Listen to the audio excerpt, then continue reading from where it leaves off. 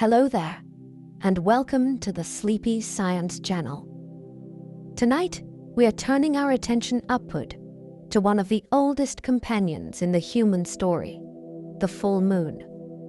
For thousands of years, people have stepped outside on bright nights and felt the same quiet sense of wonder. A pale world hangs in the darkness above us. It brightens fields and rooftops. It rises as the sun slips away. And somehow, it always feels both familiar and mysterious at the same time. Yet the full moon is far more than a beautiful sight. It is a moving world of rock and dust that reflects sunlight across thousands of miles of space. It shapes ocean tides. It has guided calendars, festivals, and traverses long before electric lights softened the night. Its light has changed the behavior of animals, inspired myths in every culture, and revealed clues about the deep history of our solar system. So tonight, we will wander through the science, the history, and the surprising secrets that hide behind the bright round moon in the sky. If you enjoy these gentle journeys, I invite you to like, subscribe, or share a thought below. It helps others find their way here too, one sleepy soul at a time. But for now, all you need to do is settle in. Let your body soften and allow your eyes to grow heavy. And as the day begins to gently drift away, join me as we explore the full moon together. Let's begin. A full moon is never truly full for more than a moment. That bright, round face seems steady and complete for an entire night, but the perfect alignment is brief. The moon is always moving through space. Earth is moving too. So there is one precise instant when the side turned toward us is most fully lit. Before that instant, a tiny sliver is still missing from one edge. After it, the same is true on the other side. Our eyes rarely notice because the change is delicate, but astronomy does. This makes the side more interesting, not less. What feels fixed is actually a snapshot of motion. It is like trying to catch a spinning dancer at the exact moment both arms are open widest. You may think you are seeing something permanent, but you are really seeing timing. The full moon teaches that the sky is not a painted ceiling. It is a clock of moving worlds, and even its calmest scenes are alive with change. The full moon rises as the sun sinks below the opposite horizon. That is one of the sky's most elegant arrangements. As daylight fades in the west, the bright moon appears in the east, almost as if one great lamp is taking over from another. People who do not usually watch the sky are often surprised by this. They imagine the moon can appear anywhere at any time. In truth, the full phase has a beautiful logic. It happens because the moon stands opposite the sun from our point of view. That is why sunset and moonrise become partners.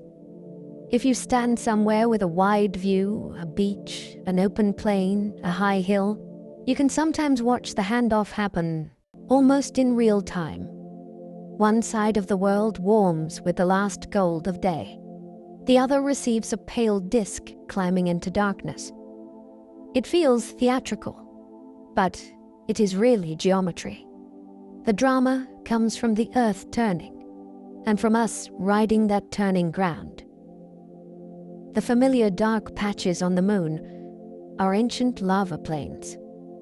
Those broad charcoal regions on the full moon were once called seas, because early observers imagined they were vast bodies of water. The old names remained, which is why we still hear titles like Sea of Tranquility or Ocean of Storms, even though no liquid ocean lies there. In reality, those darker areas are immense plains of basalt, formed when molten rock flooded low regions after giant impacts opened the way. That means the dark markings most people recognize with the naked eye are the cooled remains of ancient volcanic episodes. They are not simply stains on the moon's face. They are evidence that the moon was once far more geologically active than its silent appearance suggests today. This changes the way the full phase can feel. The dark patterns are not decorative shapes. They are frozen lava landscapes spread across an airless world. Every time we look up and recognize them, we are seeing the remains of lunar fire from the distant past. The full moon looks enormous near the horizon, but this is an optical illusion. This is one of the most famous deceptions in the sky. When the moon first appears above distant trees, rooftops, or hills, it can look vast enough to stop you in your tracks. People often assume the atmosphere magnifies it. It does not work that way. In fact, the moon can be slightly smaller to your eye near the horizon because it is farther away by a tiny amount. The real change happens in your perception. When the moon is low, your brain compares it with familiar objects on Earth. Chimneys, fields, towers, and roads give it a sense of scale. High overhead, that comparison disappears, and the same moon seems smaller. It is a reminder that seeing is not passive. The mind is always interpreting. That makes the experience more fascinating, not less. The huge horizon moon is a collaboration between astronomy and human psychology. The sky provides the object. Your brain quietly builds the grandeur around it. Every full moon shows us the face that Earth has known for years. We never see the moon's far side from the ground because the moon turns on its axis in the same time it takes to orbit Earth. That keeps one hemisphere aimed our way. So when the disk becomes full, the familiar pattern of dark plains and brighter highlands is the same arrangement people looked at thousands of years ago. Ancient farmers saw it. Sailors saw it. Poets, emperors, shepherds, and children saw it too. Entire civilizations built stories from that one enduring face. Some found a rabbit there. Some found a man. Some saw a toad, a woman, or a bundle of wood. Modern spacecraft later revealed the hidden far side, but the side we know remains the old public face of the moon. There is something moving in that continuity. Human history changed beyond recognition, yet the same lunar features kept returning above us. The world below transformed. The face above remained, waiting to be recognized again. The full moon can pull ocean tides higher, even from far away. The moon seems distant and serene, but gravity reaches across that gulf without effort. Its pull does not simply lift the sea in one place. It helps create bulges in Earth's oceans, and as our planet turns, coastlines move through those bulges and experience tides. Around the full phase, the sun, Earth, and moon are arranged so that lunar and solar gravity work in stronger partnership. The result is a set of especially pronounced tides called spring tides. They do not mean springtime. The word refers to a rising or leaping motion. Harbors can feel the difference. Mudfloods vanish beneath water. Currents run harder through narrow channels. Shorelines breathe more dramatically. This is one of the most wonderful things about the full moon. It is not merely a sight. It is an influence. You can look up and then look down at the sea, knowing the same celestial arrangement shapes both. Light reaches your eyes. Gravity moves the water. Ancient people used the full moon as a calendar written in light. Long before printed calendars hung on walls, the sky offered a repeating signal that almost anyone could track. The moon changed shape night by night, and the bright round phase became an easy marker in the flow of weeks and seasons. Communities could remember when to gather, when to travel, when to hold ceremonies, and when certain natural events usually returned. This did not require advanced instruments. It required attention. The cycle was visible, dependable, and shared. A child, a hunter, or an elder could all look upward and know roughly where they stood in the month. Over time, full moons gained names tied to weather, harvests, animals, and seasonal work. Those names were not random poetry. They were memory tools, linked to survival and rhythm. In that sense, the moon was not just observed. It was read. It offered a kind of luminous bookkeeping for human life, and many cultures built entire systems of time around its repeating brightness. The full moon feels close, yet it is about 250,000 miles away. That tension between intimacy and distance is part of its spell. The moon appears large enough to feel companionable. It rises above your own neighborhood. It shines on your own roof, your own trees, your own street. Yet, it is astonishingly far from Earth by everyday standards. Cars, ships, and planes are useless comparisons at that scale. Even light, the fastest thing we know, needs more than a second to bridge the gap. Human beings crossed that gulf only within living memory, which still feels almost unbelievable. Astronauts looked back and saw Earth hanging in black space, while the moon beneath them was no longer a symbol, but a real place of dust and stone. That is the wonder of the full moon from Earth. It belongs emotionally to ordinary nights, but physically it is a world apart. It teaches distance in a strangely tender way. Something can feel near to the heart while remaining vast, remote, and almost unimaginable. The full moon happens when Earth stands between the moon and sun. That arrangement is the hidden machinery behind one of the most familiar sights in the sky. The moon does not decide to glow more brightly on its own. What changes is the angle. When our world lies between the sun and the moon, the lunar side facing us is bathed in sunlight, and the disk appears round and complete.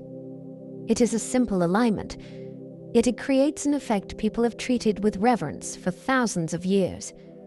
You are looking at a world illuminated because we happen to be standing on the correct side of our own planet at the correct moment in its turning. That means the scene depends on relationship.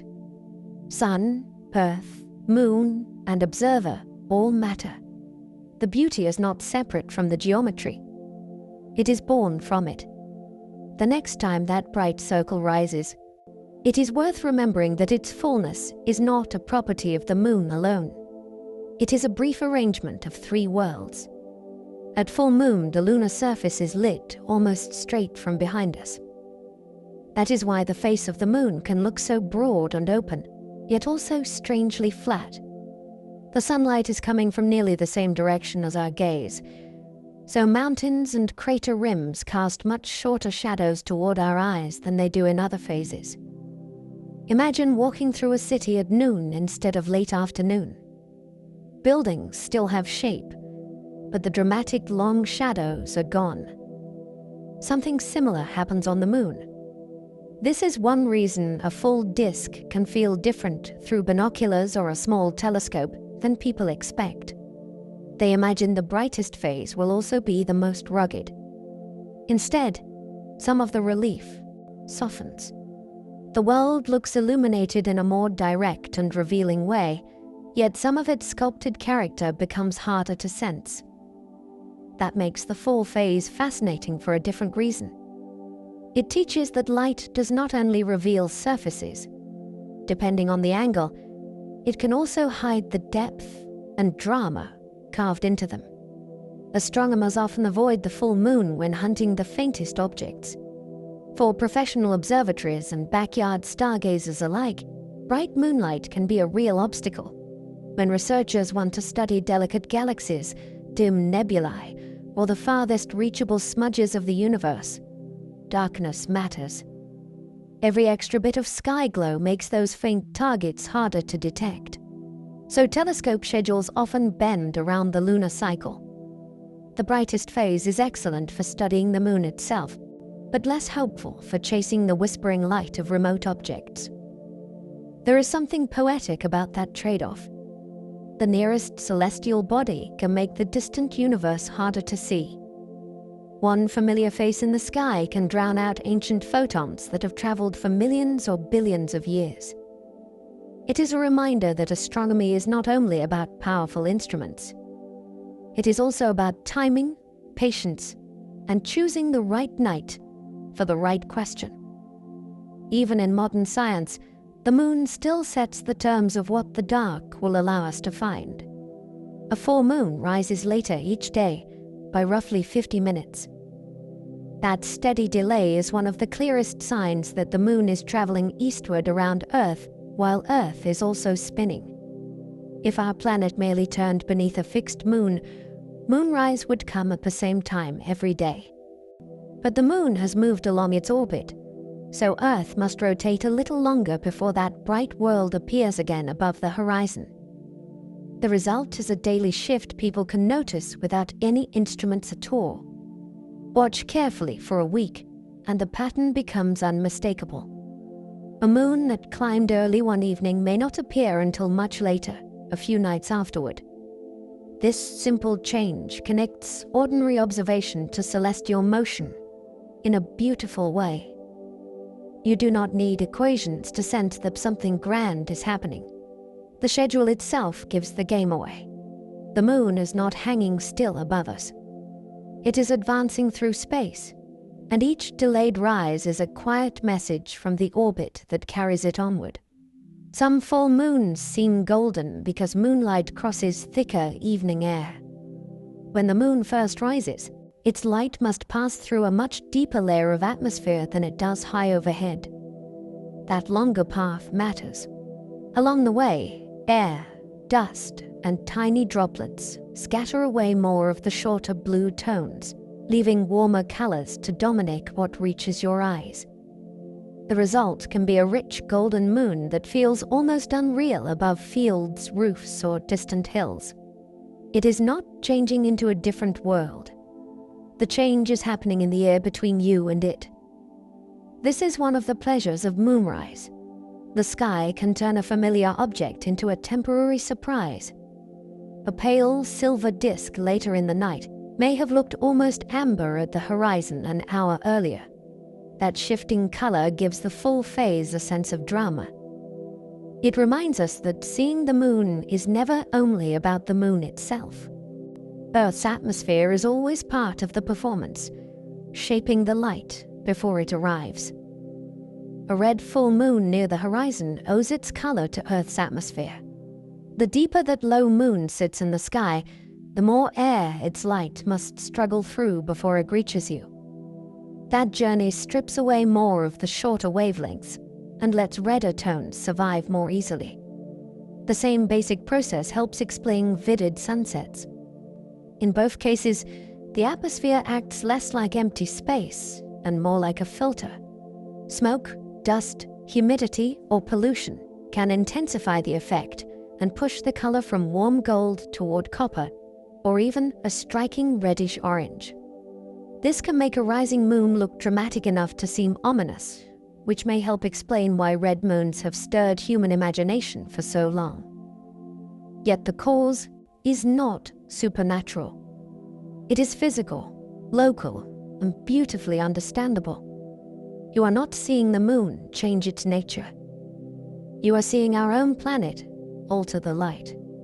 In that moment, Earth becomes part of the image, painting the moon with the colors of the air around us. The full moon often looks sharper in cold air than in humid air. Anyone who watches the sky across seasons can sense this difference. On crisp winter nights, the moon can appear etched into the darkness with startling precision. Crater patterns look cleaner. The edge of the disk seems harder and more exact. In warm, humid conditions, that same bright face may look softer or slightly smeared, as if seen through a thin veil. Moisture in the air scatters and blurs light, and turbulent layers can make details shimmer or tremble. Cold air is not always perfectly steady, but it is often clearer and drier, which helps the moon stand out with greater definition. This is one reason bright winter nights can feel so unforgettable. The world is darker, the air bites harder, and the sky seems to reveal itself with extra honesty. You are still looking across hundreds of thousands of miles of space, yet the difference between sharpness and softness may come down to the state of the air just above your own skin. Not every month brings a full moon in the same season. The moon keeps its own rhythm, and that rhythm slides against our calendar in ways people do not always expect. A year is built around Earth's journey around the sun, while the sequence from one full phase to the next follows the moon's cycle instead. Those two clocks do not divide neatly into one another. Because of that, the date of the full moon drifts through our months and seasons, rather than landing in one fixed place. A bright, round moon that arrives in deep winter one year may visit much earlier or later in the season, another year. This movement helped make lunar timekeeping feel alive rather than mechanical.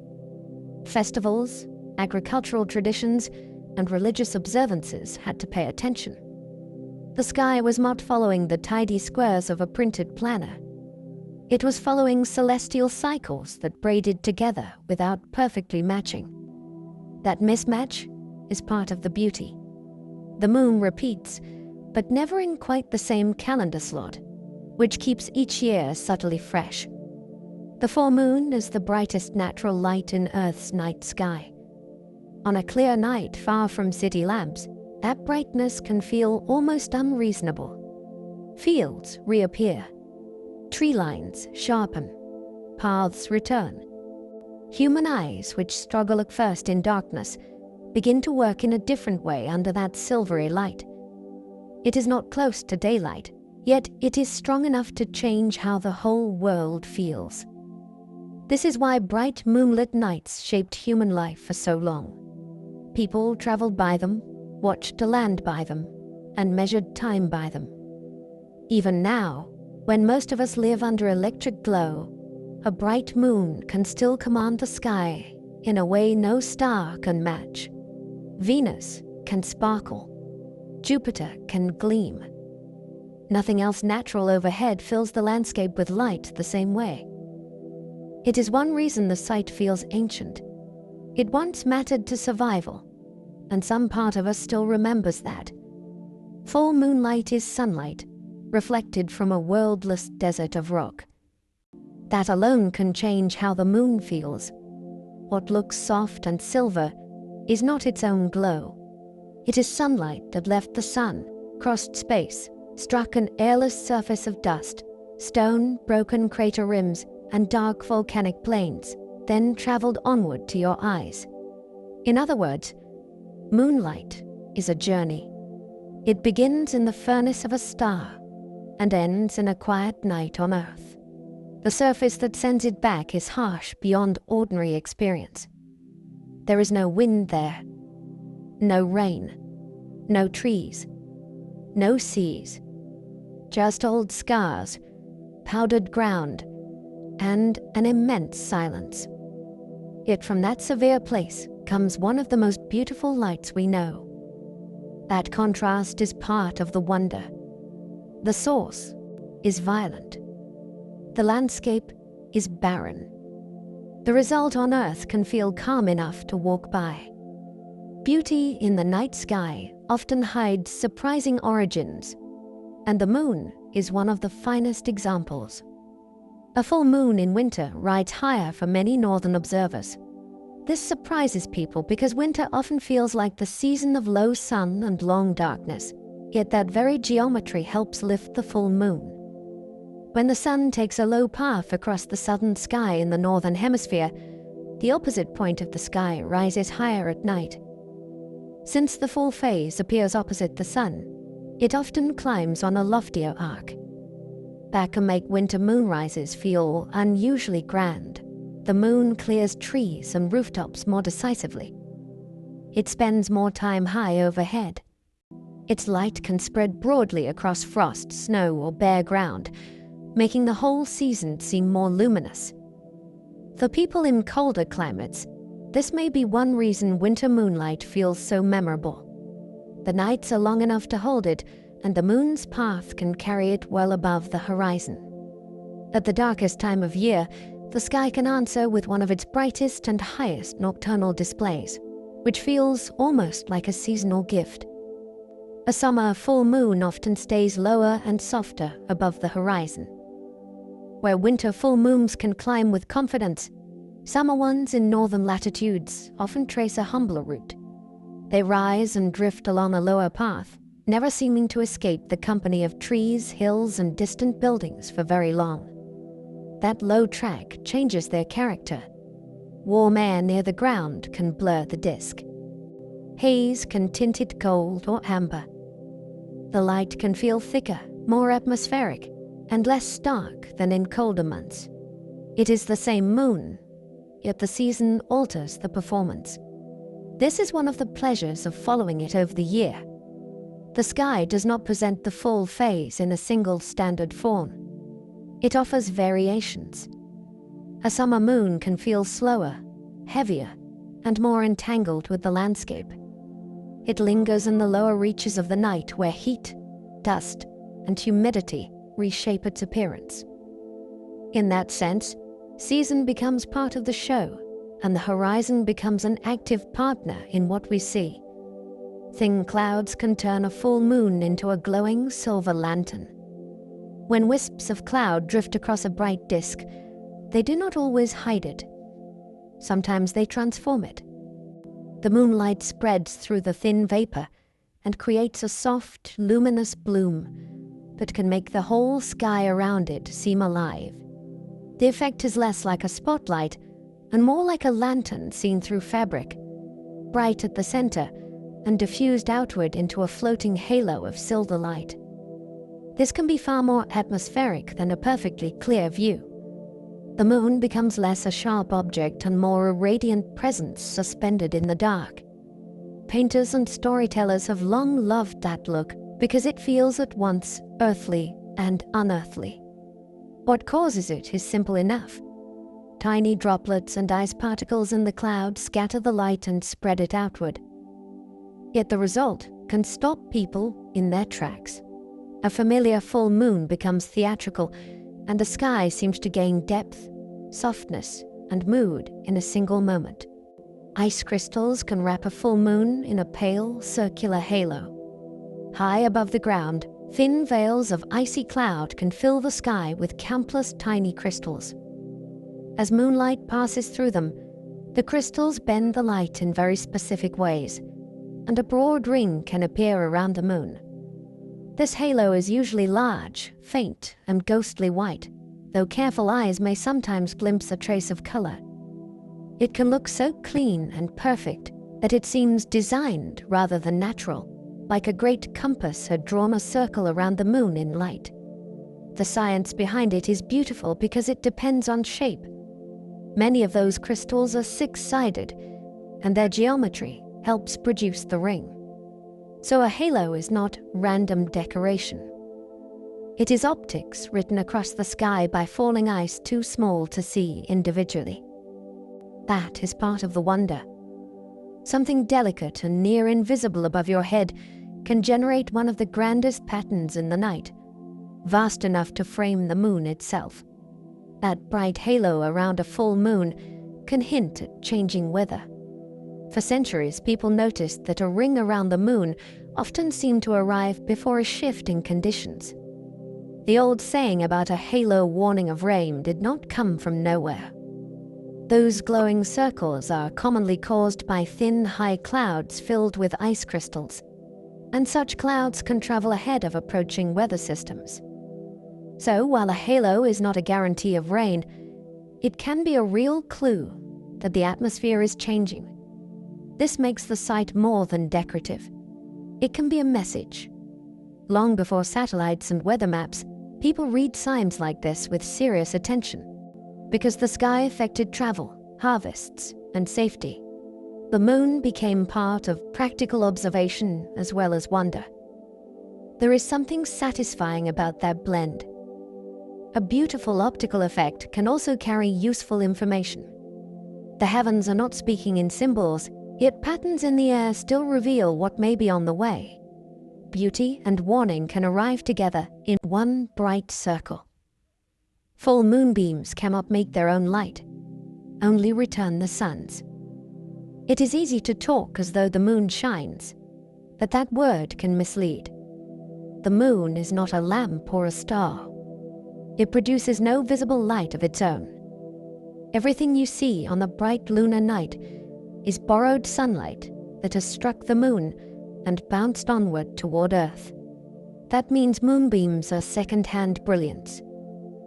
Their path begins at the sun, reaches the dusty lunar surface, and only then continues to us.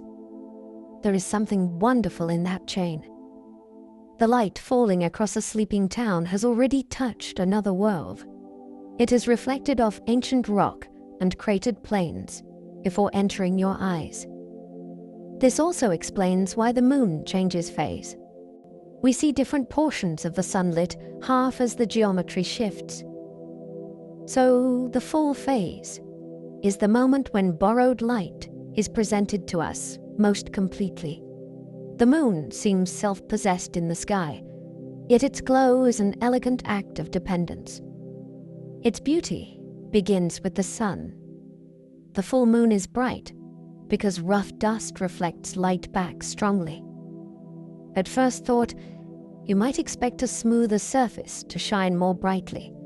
On Earth, polished things often gleam best.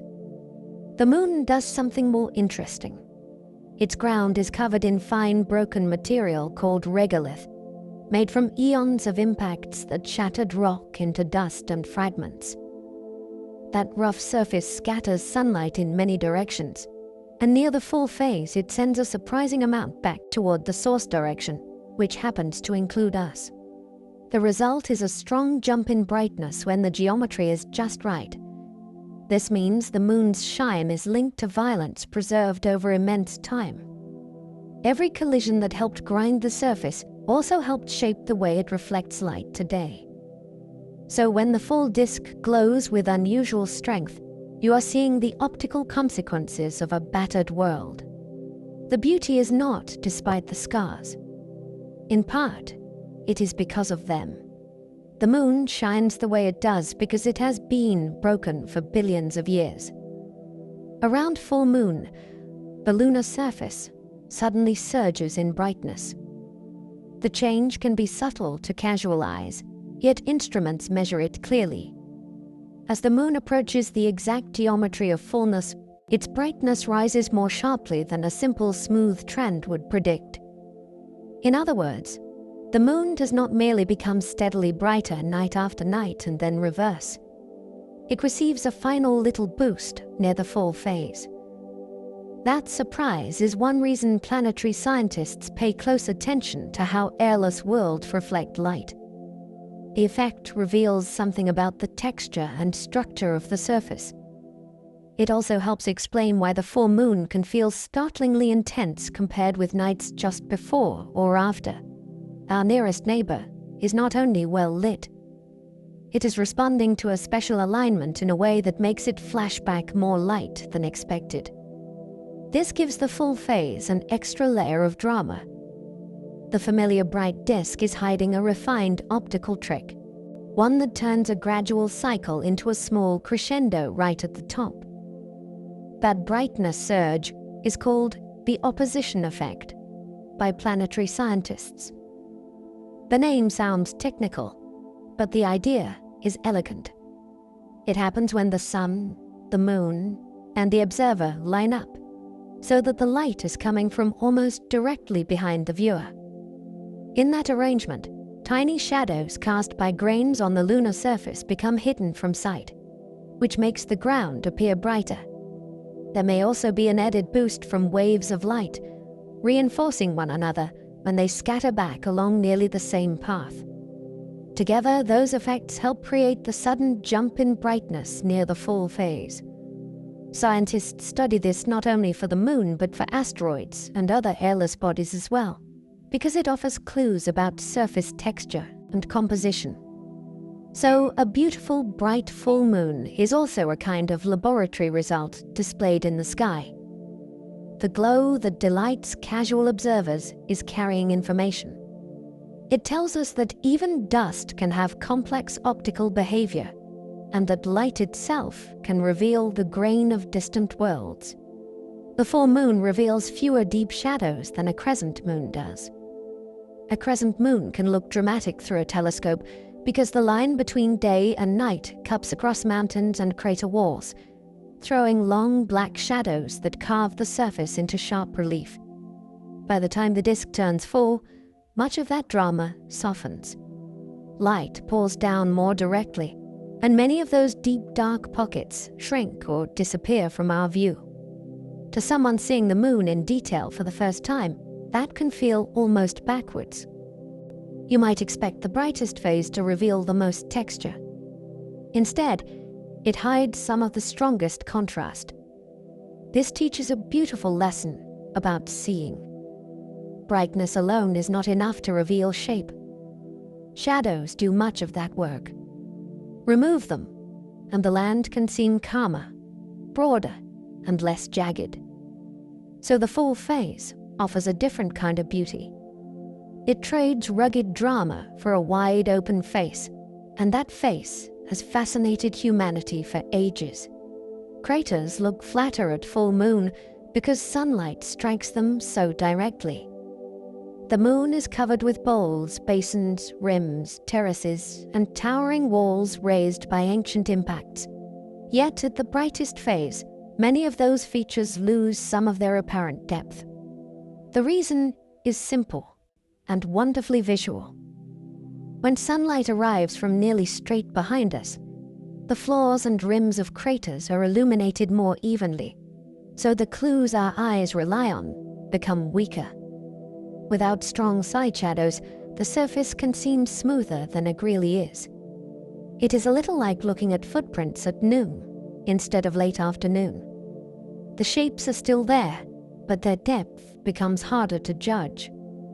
This makes the full moon a subtle trickster. It presents the most complete face, yet it can disguise the violence that shaped it. The great scars of impact remain written across the surface, but the lighting softens their relief. A battered world suddenly seems more serene, simply because the light has changed direction.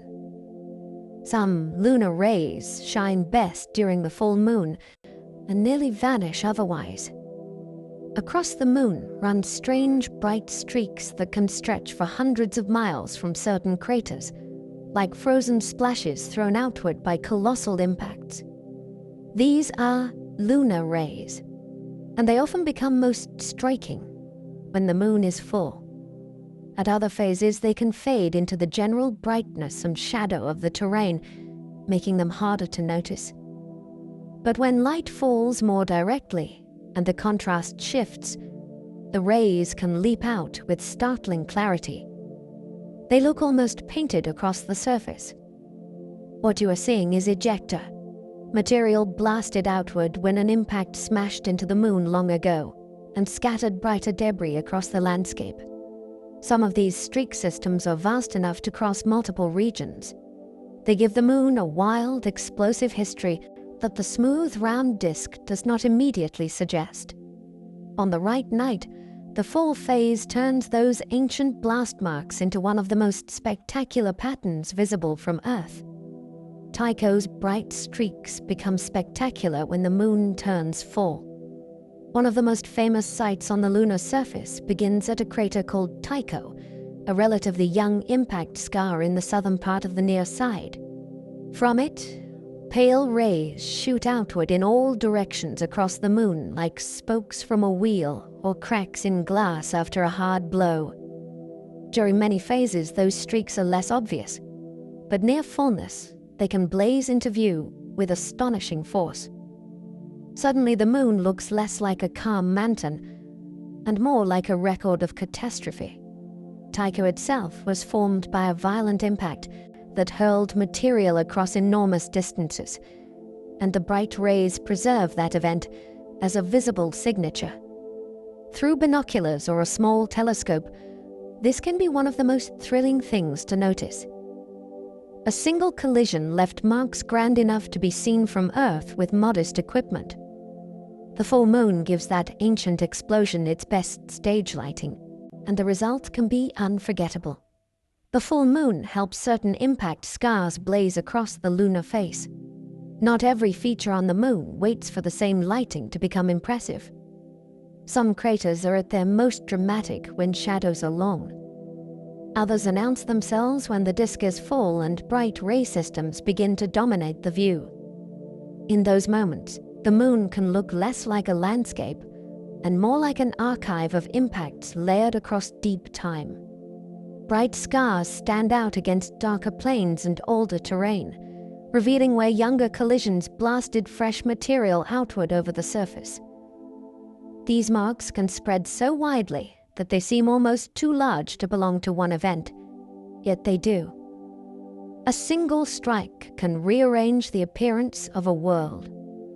This is one reason the full phase matters to observers. It brings out evidence of violence written in brightness rather than in shadow. You are not just admiring a glowing disk.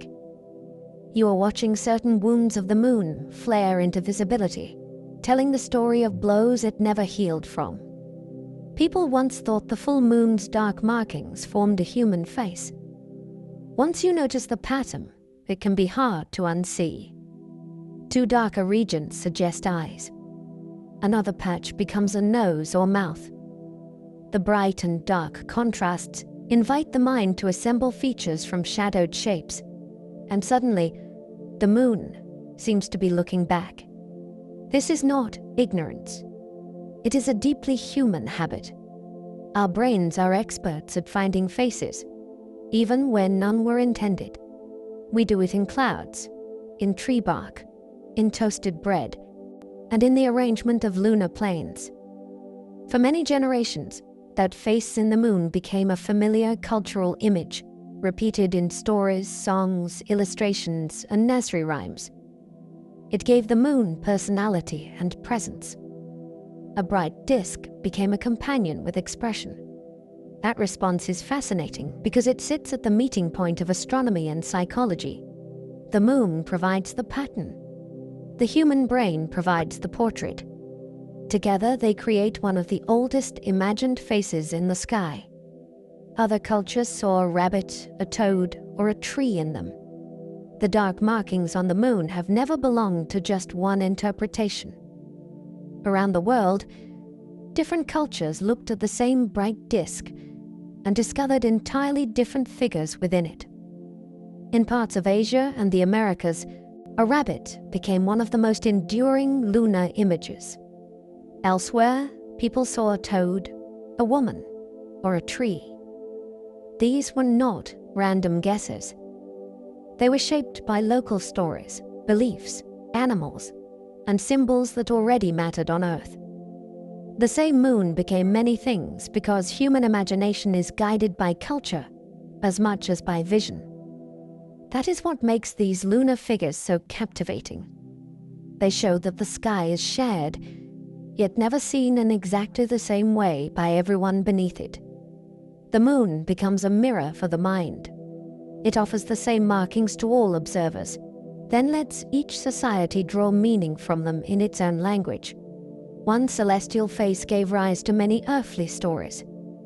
The full moon invited sky stories long before telescopes explained its scars. Long before anyone understood impact basins, lava plains, or orbital mechanics, the bright, round moon was already one of humanity's great storytelling prompts. It was too striking to ignore, and too patent to seem empty. People wanted to know what it was, who lived there, why it changed, and what it meant for life below. So stories grew around it.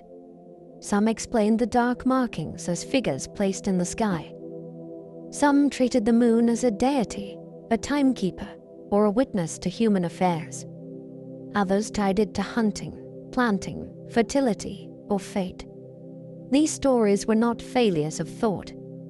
They were early attempts to weave the sky into human meaning. The fall phase especially invited that response because it was so visible, so memorable, and so easy to share across generations. Even after science began explaining the moon in physical terms, the storytelling instinct never disappeared. Knowledge changed the details, but wonder kept speaking. Many names for full moons come from seasonal rhythms on Earth. People did not name bright moons just to be poetic. In many traditions, those names helped connect the sky to recurring events on the ground. A full moon near harvest time mattered because crops were ready.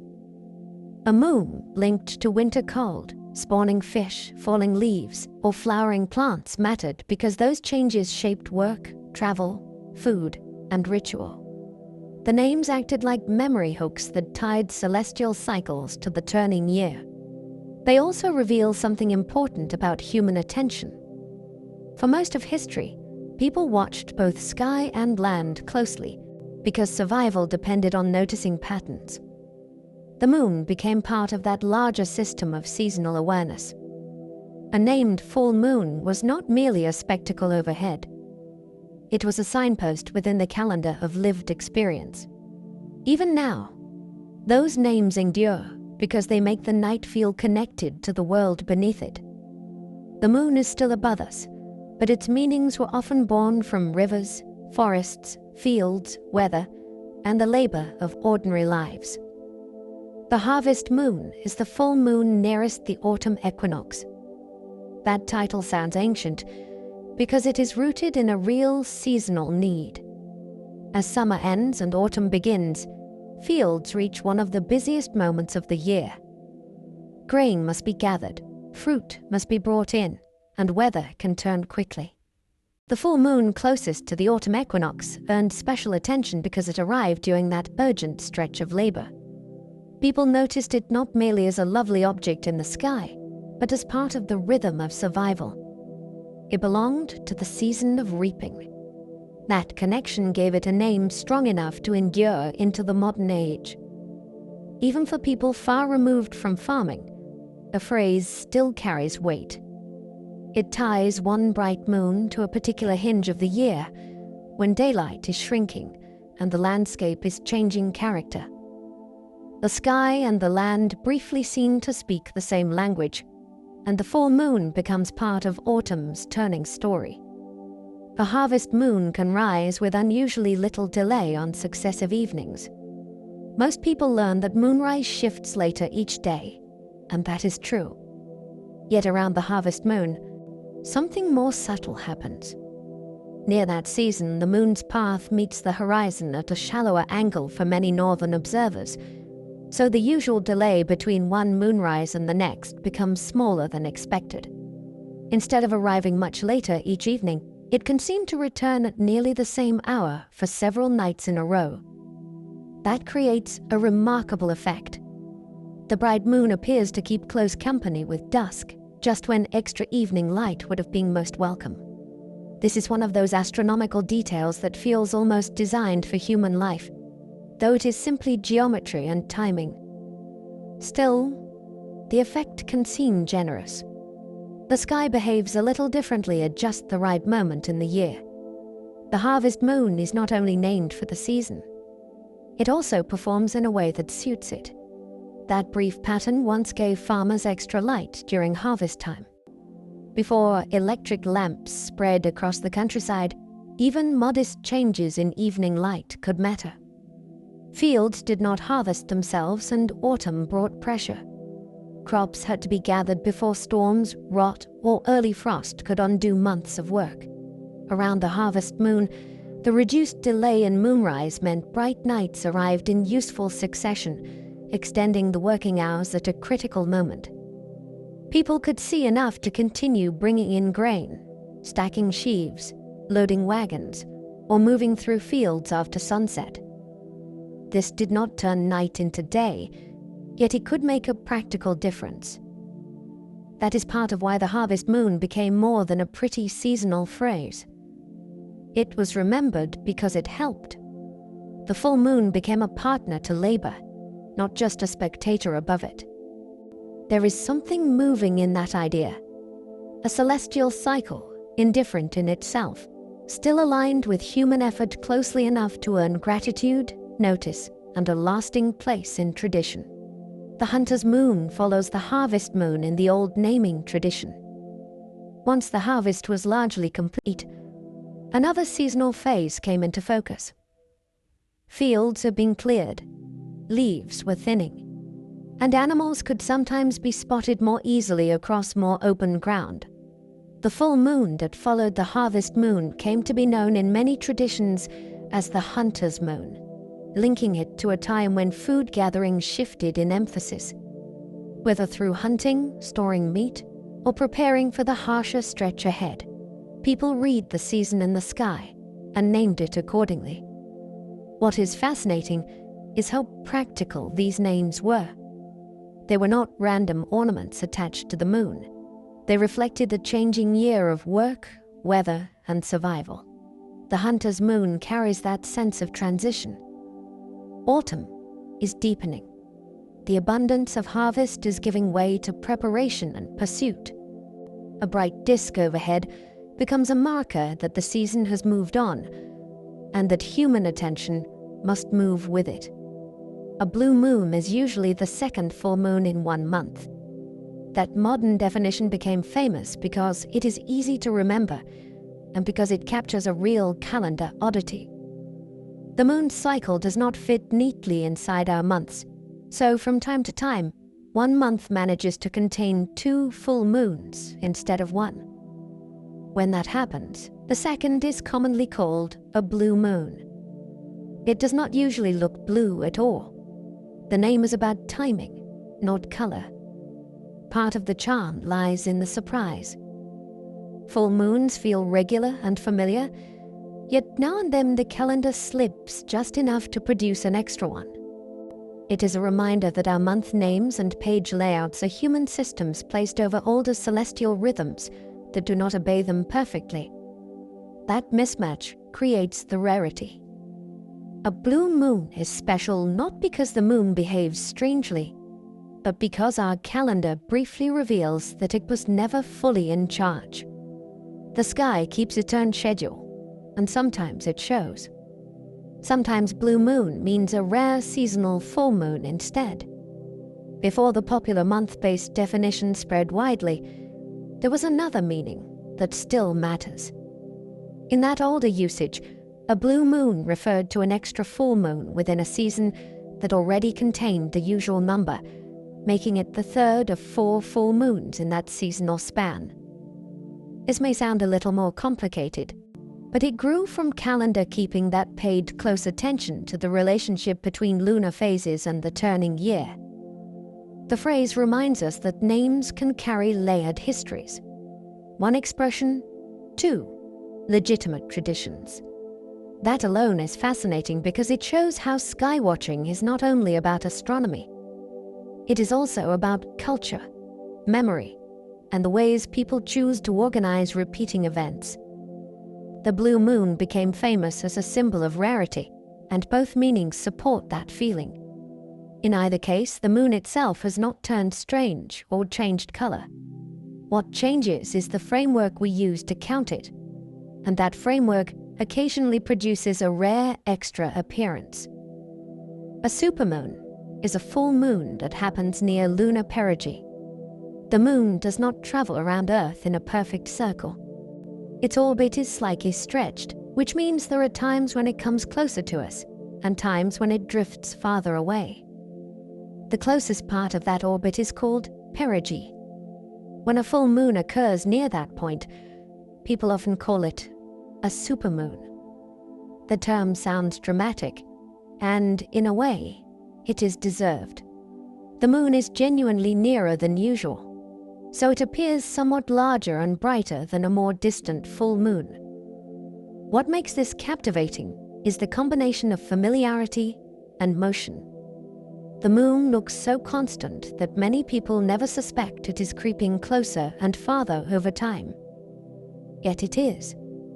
The full phase near perigee lets that orbital variation become visible to ordinary observers. A world that already dominates the sky can suddenly feel a little more present, a little more forceful, and a little more difficult to ignore. a supermoon looks bigger, though the difference is subtler than many expect. Pictures and headlines can make it sound as though a supermoon will fill half the sky, but the real difference is more restrained. Compared with a more distant full moon, the increase in apparent size is noticeable, especially in careful side-by-side comparisons or for experienced observers. Yet it is not usually overwhelming to the casual eye. This is important because the true fascination lies in the reality, not the exaggeration. The moon does not need to become gigantic to be interesting. What matters is that its changing distance can be seen at all from Earth without any advanced equipment. That is extraordinary. A subtle shift in orbit becomes a visible effect in the sky. The supermoon is therefore a lesson in attention. It rewards looking closely instead of expecting spectacle alone. Many of the sky's best wonders are like that. They are not crude or theatrical. They are delicate signs that the universe is moving with more nuance than first impressions suggest. A micromoon is a full moon that happens near lunar apogee. If a supermoon is the full phase near the moon's closest approach, a micromoon is the opposite case. It happens when the full moon occurs near apogee, the farthest part of the moon's orbit from Earth.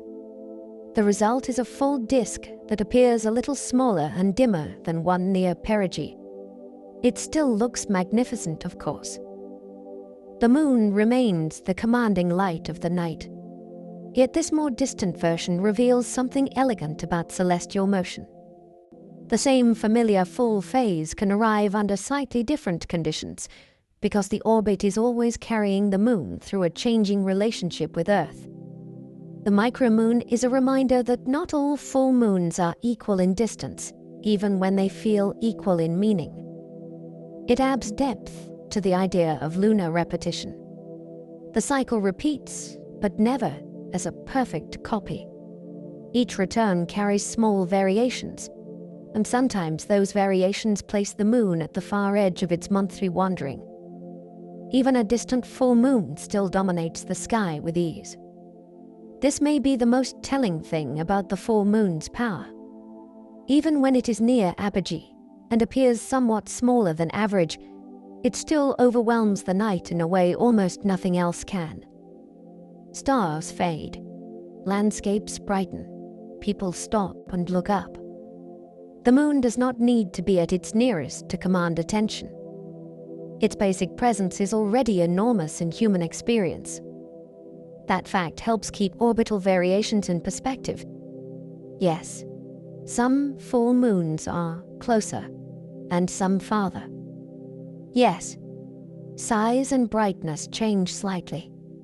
But the deeper truth is that our nearest celestial neighbor remains visually and emotionally dominant across all those differences. A micromoon is not a lesser wonder. It is proof of how strong the moon's hold on us already is. Even at the far end of its orbit, an airless world of rock and dust can still take possession of the sky and the imagination. Distance changes. The spell remains. The full moon can appear huge in photographs only with clever lenses. When people see those famous images of an enormous full moon looming behind a city skyline or balanced beside a distant tower, they often imagine the moon itself swelled to impossible size. What actually changed was the photography. A long lens compresses distance and makes far objects seem stacked closer together than they look to human eyes. The moon stays the same. The building stays the same. Yet the camera rearranges their apparent relationship and turns an ordinary moonrise into something dramatic enough to seem unreal. That is why those images feel so thrilling. They reveal not a giant moon, but a giant difference between perception and technique. Photographers often scout locations with remarkable care, waiting for the exact alignment of moon, landscape, and viewpoint. It can take planning, patience, and luck. So those breathtaking images are not fake in the simple sense. They are real scenes shaped by optics, geometry, and timing, which makes them a fascinating art form all their own. Your camera and your eyes do not judge moonlight the same way. Human vision is wonderfully adaptive. When you stand beneath a bright full moon, your eyes adjust to darkness and build a richer experience from limited light. The landscape can feel luminous, spacious, and full of detail. A camera does not experience the scene that way. It records according to exposure settings, sensor limits, and a particular balance between bright and dark parts of the view. That is why moonlit scenes often disappoint beginners. The moon itself may turn into a white, featureless blob, while the foreground sinks into blackness. Or the land may appear well exposed, while the moon becomes blown out and unnatural. The camera is not wrong, and neither are your eyes. They are simply different systems for gathering light and making sense of contrast. This difference is part of what makes moon photography so interesting. It forces people to realize that seeing is not a single process. The night sky changes depending on the instrument, and your own eyes are among the most remarkable instruments you own. Exposure for a full moon is closer to daylight than people expect. Many beginners assume that because the moon hangs in a dark sky, it must require long night exposures. That idea makes sense at first, but it leads straight to disappointment. The moon itself is in direct sunlight, and that matters far more than the darkness around it. If you expose as though the moon were a dim night object, the bright lunar surface quickly turns into a washed-out patch with little or no visible detail. The surprise is useful because it teaches an important rule of observation. The subject's illumination matters more than the surrounding mood. A full moon looks serene in a dark sky, yet its face is lit much more like a sunlit landscape than a typical night scene. This is one reason moon photography can feel counterintuitive.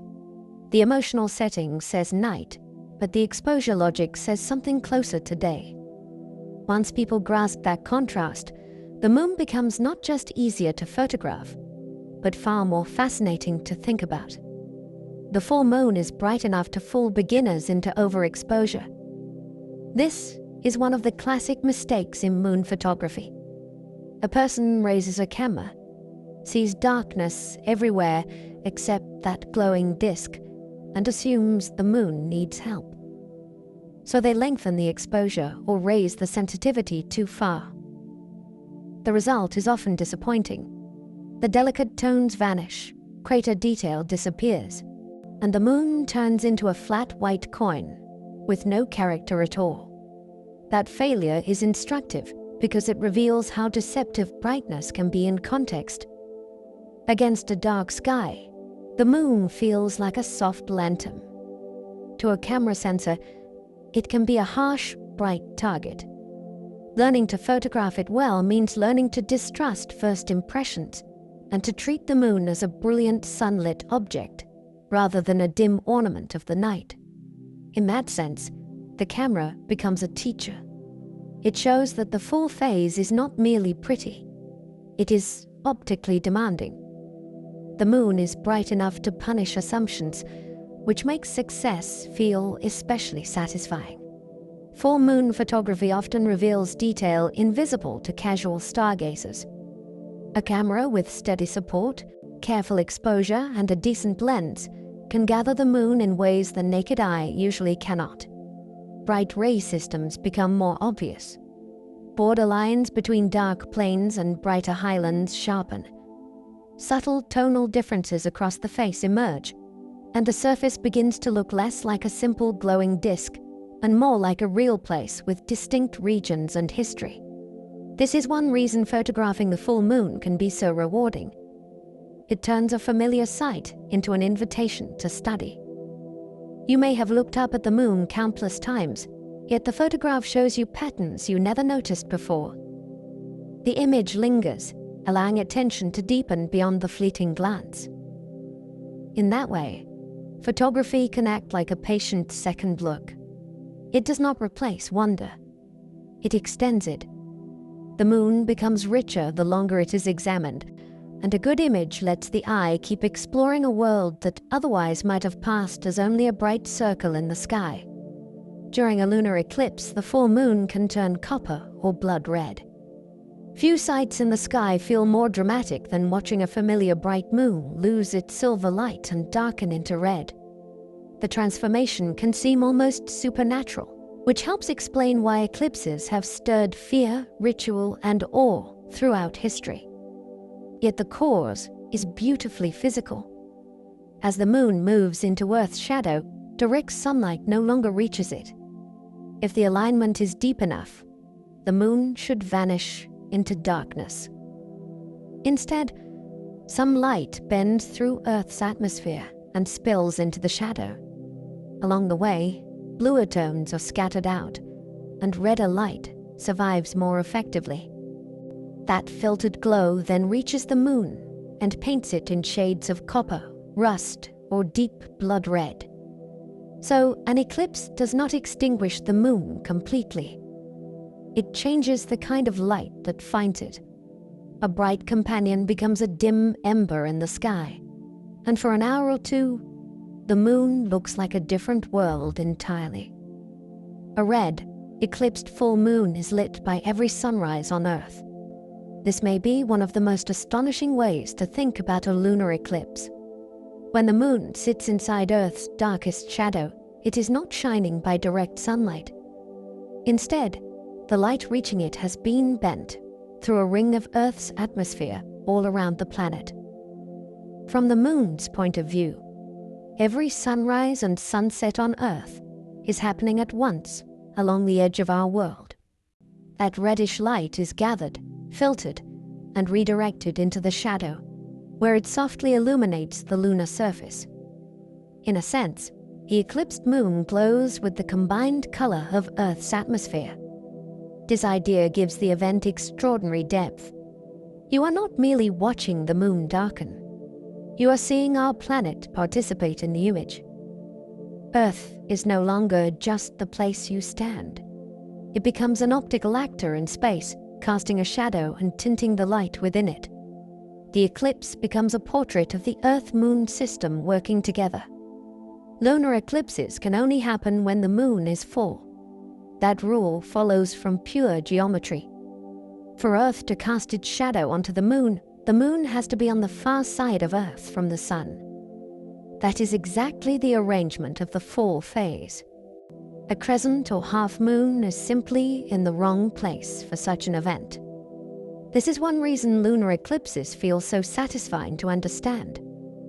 The spectacular red moon is not random. It is the natural consequence of alignment. Sun, Earth, and moon must line up in nearly a straight line, with Earth in the middle. When they do, the familiar full disk enters shadow, and the show begins. That connection makes eclipses a perfect example of how astronomy turns drama into clarity without reducing wonder. The explanation does not flatten the event. It deepens it. The next time a full moon rises, you can know that every lunar eclipse begins with something outwardly ordinary. The extraordinary part comes when the alignment sharpens and Earth's shadow finds its target. The full moon can brighten a landscape enough to cast clear shadows. That fact startles people who have mostly seen it from cities, where streetlights overwhelm the effect. Step into a dark, rural place at the right time, and the change can feel almost magical. Fences draw lines across the ground. Tree branches sketch patterns. Your own shadow can follow beside you, pale and strangely soft. This is not a trick of imagination. The light is genuinely strong enough to shape the land into contrast. Explorers, farmers, sailors, and night travelers once depended on that difference. A bright moonlit night was not merely beautiful. It was useful. It changed when people could move, work, and find their way. There is also something deeply unsettling and fascinating about shadows made by moonlight.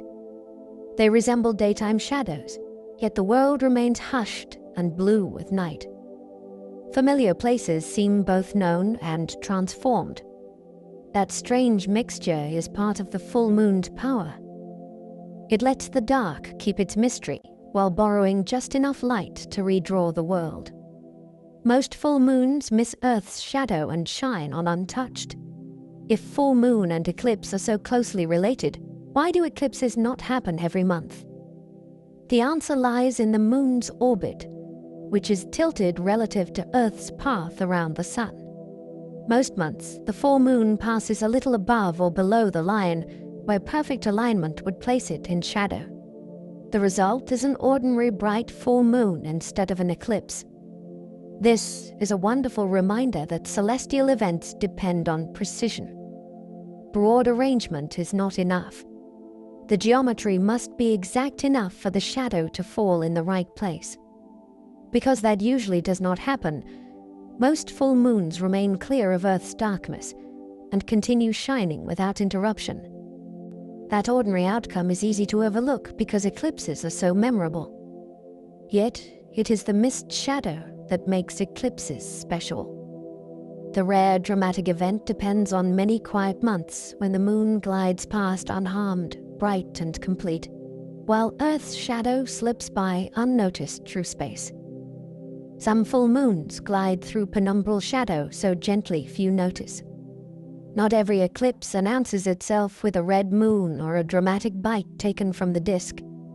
Sometimes the moon passes only through Earth's penumbra, the outer and softer part of the shadow. In that case, the change can be subtle enough that casual observers miss it entirely. The moon may look only slightly dimmer on one side, as though a faint veil had been drawn across it. There is something fascinating about that restraint. We often imagine celestial events as obvious spectacles, but the sky also offers delicate performances that reward careful attention. A penumbral eclipse is one of those. It asks the observer to notice not transformation, but nuance. The familiar full moon remains almost itself, yet not quite. That slight difference can be strangely compelling once you know what you are seeing. It reminds us that shadow in space has layers, and that even an event most people barely register is still the result of one world drifting through the edge of another world's darkness. The full moon can reveal how tilted the moon's orbit really is. At first glance, the moon seems to follow a simple path around Earth, but its orbit is slightly tilted compared with Earth's path around the sun. That small tilt is easy to ignore until you think about eclipses. A full moon means the moon is on the far side of Earth from the sun, which sounds like perfect shadow territory. Yet most months, nothing dramatic happens.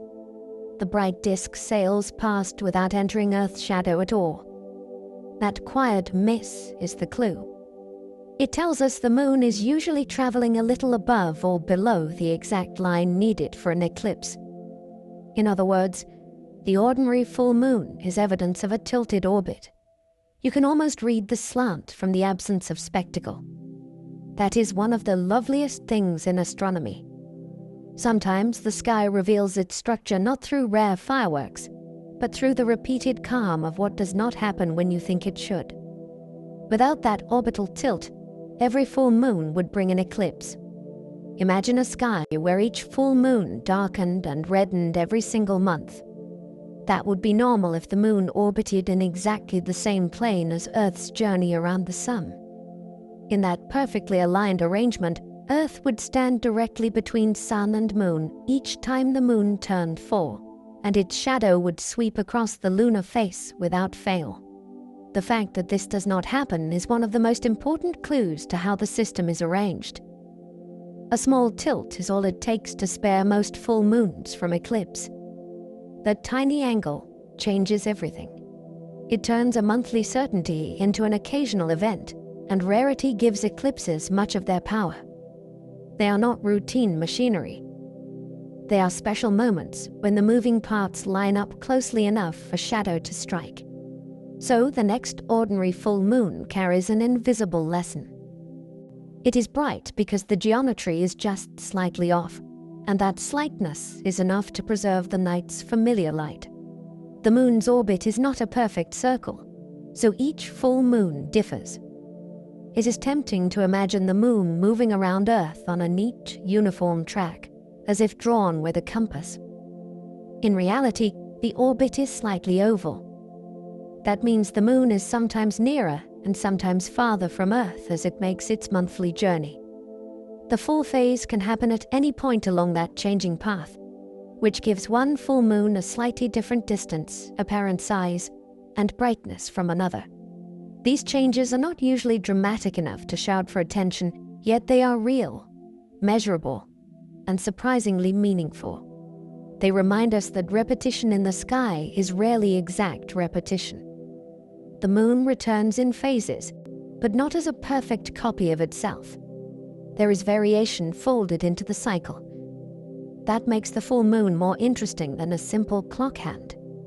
It is a recurring event carried by a path with nuance, stretch, and asymmetry. The sky repeats its patterns, but it does not print them from a single, unchanging mold. The full moon can arrive within hours of perigee, or very far from it. Perigee is the point where the moon comes closest to Earth in its orbit, and the full phase is a separate timing entirely, set by the moon's position relative to the sun. Sometimes those two rhythms happen to meet closely. Sometimes they are far apart. This means one full moon may arrive when the moon is near its closest approach, while another may occur when it is nowhere near that part of the orbit at all. That shifting relationship is a wonderful example of how different celestial cycles overlap. The moon is not following one single schedule.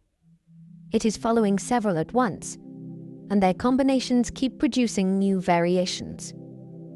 This is why some full moons earn extra attention, while others pass more quietly, even though the phase itself is the same. The timing underneath has changed. The bright, round moon becomes a moving intersection of orbital patterns, and its character depends on how those patterns line up in that particular month. Earth and moon both orbit a shared balance point in space. Many people picture the moon circling a perfectly still Earth, but that is not quite right. Earth and moon both move around a common center of mass, a balance point created by their mutual gravity. Because Earth is much more massive, that point lies inside our planet, though not at its exact center. Even so, the important truth remains. The moon does not simply dance around Earth while Earth stands motionless like a pillar. Both bodies are in motion together. This gives the Earth-Moon system a subtler kind of elegance. The larger world still yields, just slightly, to the smaller one. That shared motion is not something you can see by glancing up at the full moon, yet it is part of the reality behind every lunar rise and set. The moon is not merely our captive companion. It is a partner in a gravitational relationship, and even our planet must shift its stance in response to that partnership. Even at full moon, Earth's pull and the moon's pull shape each other. The bright round face in the sky can seem calm and detached, but gravity is binding Earth and moon into constant physical conversation. Earth's gravity keeps the moon in orbit, while the moon's gravity acts back on Earth, tugging at oceans and even very slightly affecting the solid body of the planet. The moon is not strong enough to dominate Earth, yet it is strong enough to matter deeply. The relationship goes both ways. Earth has helped lock the moon into the same face toward us, and the moon in turn raises tides and contributes to long, slow changes in Earth's rotation. This means the full phase is not merely an image.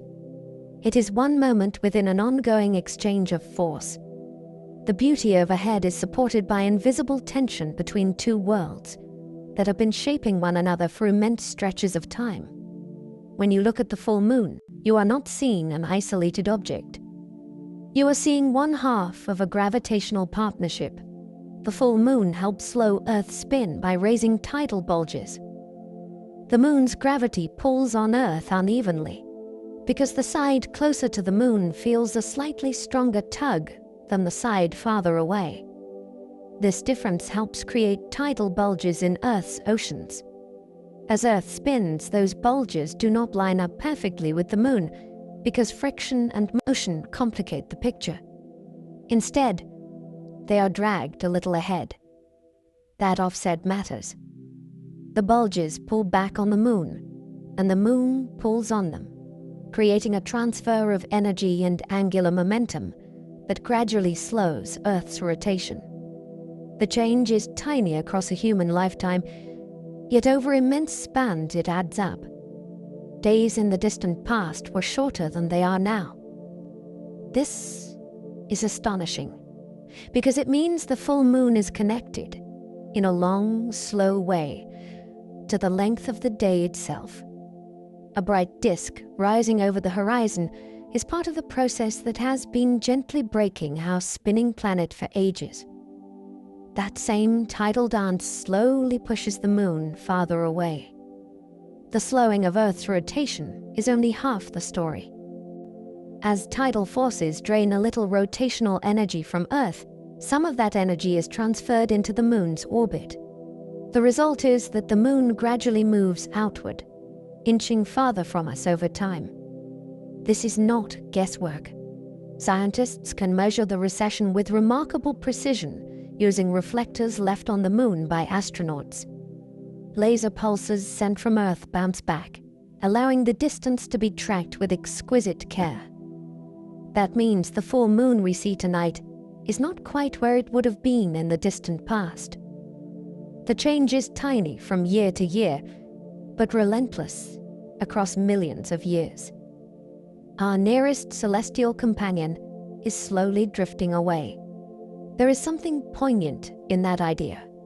The moon that shapes our tides, stories, and nights is not fixed in place forever. It is part of an evolving system, and the distance between our worlds is still being rewritten. Ancient full moons were larger because the moon orbited closer to Earth. Go back far enough in time, and the moon would have looked more imposing in the sky than it does today. Because tidal interactions have been pushing it outward over vast stretches of history, the earlier moon orbited at a smaller distance. A closer moon would have appeared larger and brighter, and its gravitational effects on Earth would have been stronger as well. Imagine ancient shorelines under more powerful tides, and a full moon that claimed even more of the sky. That is not fantasy. It is the natural consequence of an evolving orbit. The moon we know now is only the current version of a long relationship. This fact adds a thrilling dimension to deep time. The night sky itself had a different scale in Earth's earlier ages. When we picture the distant past, we often think of different continents, climates, or creatures.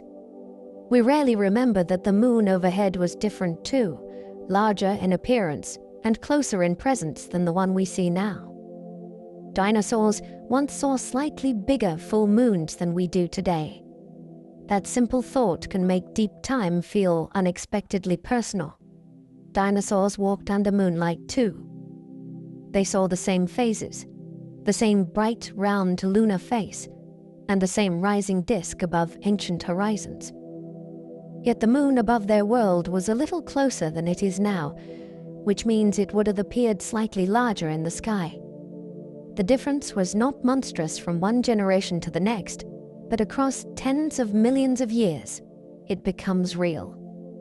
This is one of those facts that joins ordinary experience to prehistoric scale in a single image. A creature standing beside a fern forest and looking up at a full moon was sharing something with us, but not exactly the same thing. The sky had shifted. That idea is powerful because it makes the moon part of Earth's living history. It was present for worlds long gone, and even while seeming constant, it was already changing slowly enough to escape notice, and surely enough to matter. The full moon can disturb darkness enough to change animal behavior. Night is not one thing in nature. It can be black and concealing, or bright enough to reshape the choices animals make. When the moon turns full, that change in brightness spreads across forests, shorelines, grasslands, and open water. Creatures that rely on darkness for cover may move less, feed differently, or stay hidden longer. Others may use the extra light to travel farther, spot rivals, or locate mates. In that sense, the full moon does not merely illuminate the landscape. It rewrites the rules of the night for a little while. Biologists sometimes call this the lunar landscape of fear or opportunity, depending on the animal involved. What matters is that moonlight becomes an ecological force. A bright sky can alter risk, timing, and behavior without making a sound. The full moon is therefore not just a spectacle for humans. It is part of the lived environment of countless species, quietly changing what the dark allows. Some coral species time mass spawning with the full moon. On certain nights in warm seas, the ocean can stage one of the most extraordinary coordinated events on Earth.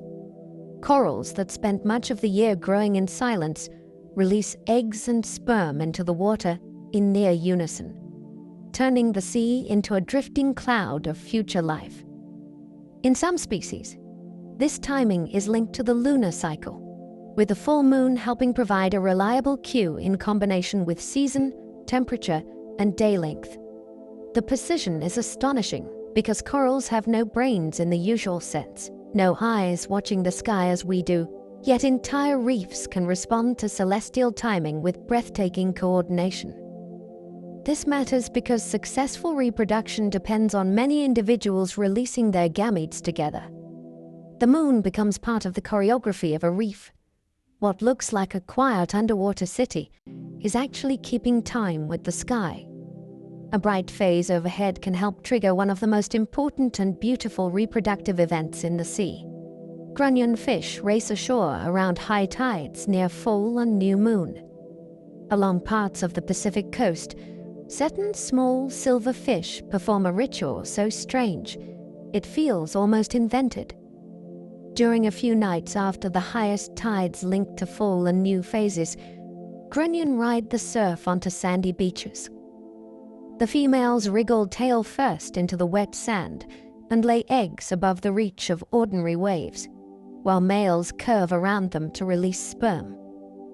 Then the adults return to the sea, leaving the buried eggs behind. Days later, when especially high tides return, the surf frees the young and carries them into the ocean. This is lunar timing, made visible in one of the most dramatic ways imaginable. The moon is not only bright in the sky. Through tides, it helps set the schedule for a fish to leave the water and reproduce on land's edge. That is the kind of full moon story that overturns expectations. A celestial cycle becomes a beachside survival strategy written in motion. Predators often hunt differently when the full moon brightens the landscape. A brighter night changes the balance between hunter and hunted. For some predators, more light can be useful. An owl may spot movement more easily across open ground. A mammal that hunts by sight may cover territory with greater confidence. Shorebirds, foxes, reef hunters, and many other animals can experience the night differently when the landscape is no longer wrapped in deep darkness. Yet the advantage is not always simple. A bright sky can also expose the predator itself, making stealth harder and reducing surprise. That is why scientists often find not one universal rule, but a shifting pattern shaped by habitat, species, and hunting style. The fascinating part is that the full moon becomes a variable in the strategy of survival. A predator is not entering the same night every evening.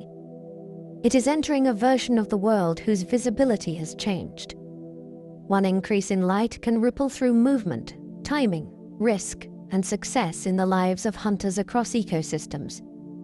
Some prey animals become more cautious on bright full moon nights. For animals that depend on darkness as protection, moonlight can feel dangerous. A rodent crossing open ground under a bright sky may pause longer, hug cover more closely, or avoid foraging altogether. Small mammals, birds, reptiles, and even some marine creatures can reduce activity when they are easier to spot. The effect is not simply fear in a human sense. It is a pattern shaped by natural selection, where individuals that behaved more cautiously under bright conditions may have been more likely to survive. This means the full moon can influence not just what predators do, but what prey decide not to do. Food may be left uneaten. Journeys may be delayed. Mating calls may be reduced. The night's brightness changes the price of exposure. What makes this so compelling is how quiet the mechanism is. The moon does not command these animals. It alters visibility, and visibility alters behavior. A bright disk overhead becomes part of the survival mathematics of the dark. Nocturnal insects can lose their way under intense moonlight and artificial lights. Many night-flying insects navigate using light cues from the sky, and that system evolved in a world where natural sources were distant and predictable. The moon, though bright, holds a stable position relative to a short flight, which can help with orientation. Modern artificial lights create a different problem. They are nearby, overwhelming, and confusing. Insects that try to use them as a reference can spiral, circle, or become trapped in aimless motion. On bright moonlit nights, the situation can grow more complex because natural and artificial cues may compete in a changed sky. Some insects may reduce activity under brighter conditions, while others may be drawn into visual confusion that wastes energy and increases danger. This is one of the more haunting consequences of electric light. We did not simply brighten the night for ourselves. We altered the navigation environment for creatures that evolved with lunar and stellar patterns. The full moon belongs to an ancient system. Streetlights do not. Sea turtles use natural light cues that full moon nights can complicate. When sea turtles emerge from nests, the hatchlings face one of the most urgent journeys in nature. They must find the ocean quickly. On natural beaches, the brighter, open horizon over the water can help guide them, while the darker landward side offers a contrast. Moonlight can become part of that visual world, reflecting on the sea and changing the brightness pattern they respond to. Under natural conditions, this may still lead them the right way. But where coastal lighting intrudes, the situation becomes far more difficult. Bright artificial lights from hotels, roads, or homes can compete with or overwhelm the cues hatchlings evolved to use. The result can be tragic disorientation, with young turtles crawling inland instead of toward the surf. The full moon sits at an important crossroads here. It is part of the natural night system that shaped turtle behavior, yet human lighting can scramble that ancient guidance. A delicate life and death journey becomes confused at the very first step. Some desert creatures wait for darker nights instead of full moon brightness. Deserts may seem empty in daylight, but many of their inhabitants come alive after sunset. For these animals, darkness is a shelter from heat and from sharp-eyed predators. When the full moon brightens open sand and sparse ground cover, that shelter thins. Some rodents reduce their movement. Certain insects remain hidden longer. Small creatures that would normally cross exposed ground may postpone those trips until the sky grows darker again. In environments where cover is limited, moonlight can make every shadow matter. This is one reason lunar cycles can shape activity so strongly in deserts. A bright night is not merely a visual change. It can alter feeding schedules, mating opportunities, and the route an animal is willing to risk. The desert teaches this especially clearly because the landscape leaves so little room to hide. The full moon turns wide open ground into an illuminated stage, and not every creature wants to perform beneath that light. human sleep can shift subtly around the full moon in some studies. The idea that the moon affects human sleep has fascinated people for ages, and modern research has produced intriguing, though not always consistent, hints. In some studies, participants took a little longer to fall asleep, slept slightly less, or showed small changes in sleep patterns around the full phase. These effects are usually modest rather than dramatic, and they do not appear with the same strength in every study or every person. That uncertainty is part of what makes the subject interesting. Human sleep is influenced by many things, including light exposure, routine, stress, and expectation.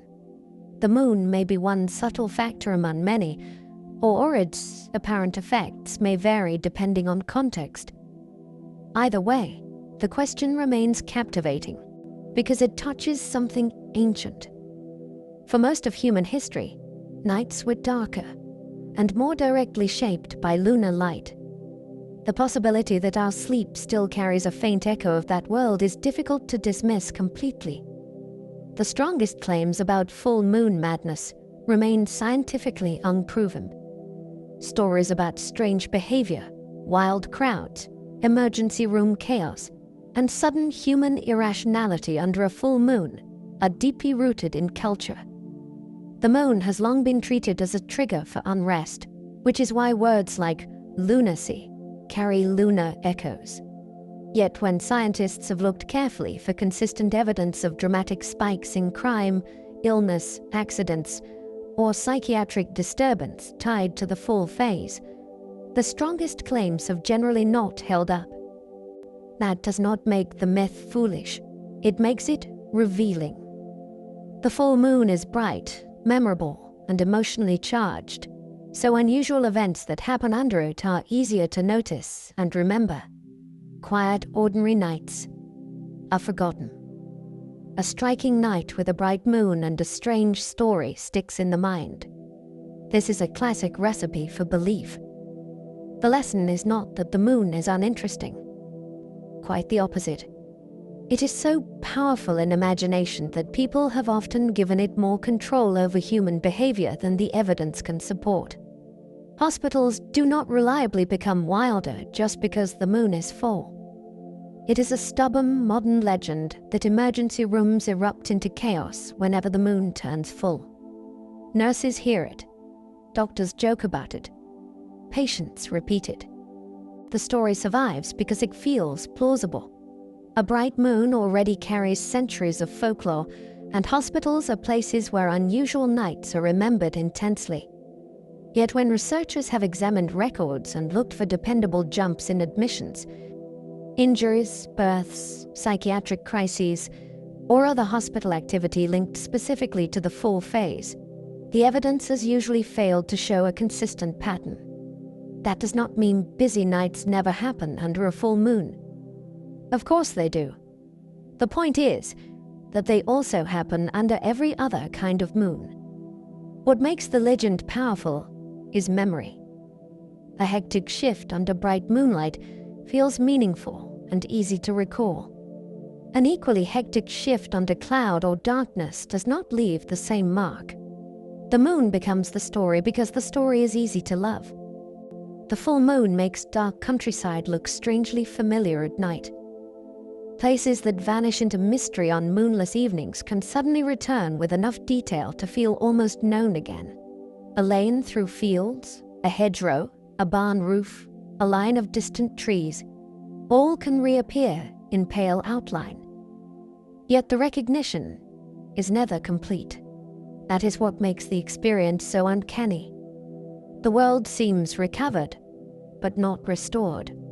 Shapes are clear, while colors are nearly gone. Distances can feel misleading. Open ground may look flatter than it is. Water may gleam where there is only frost. Under bright moonlight, the countryside becomes a version of itself, one translated into silver, charcoal, and soft contrast.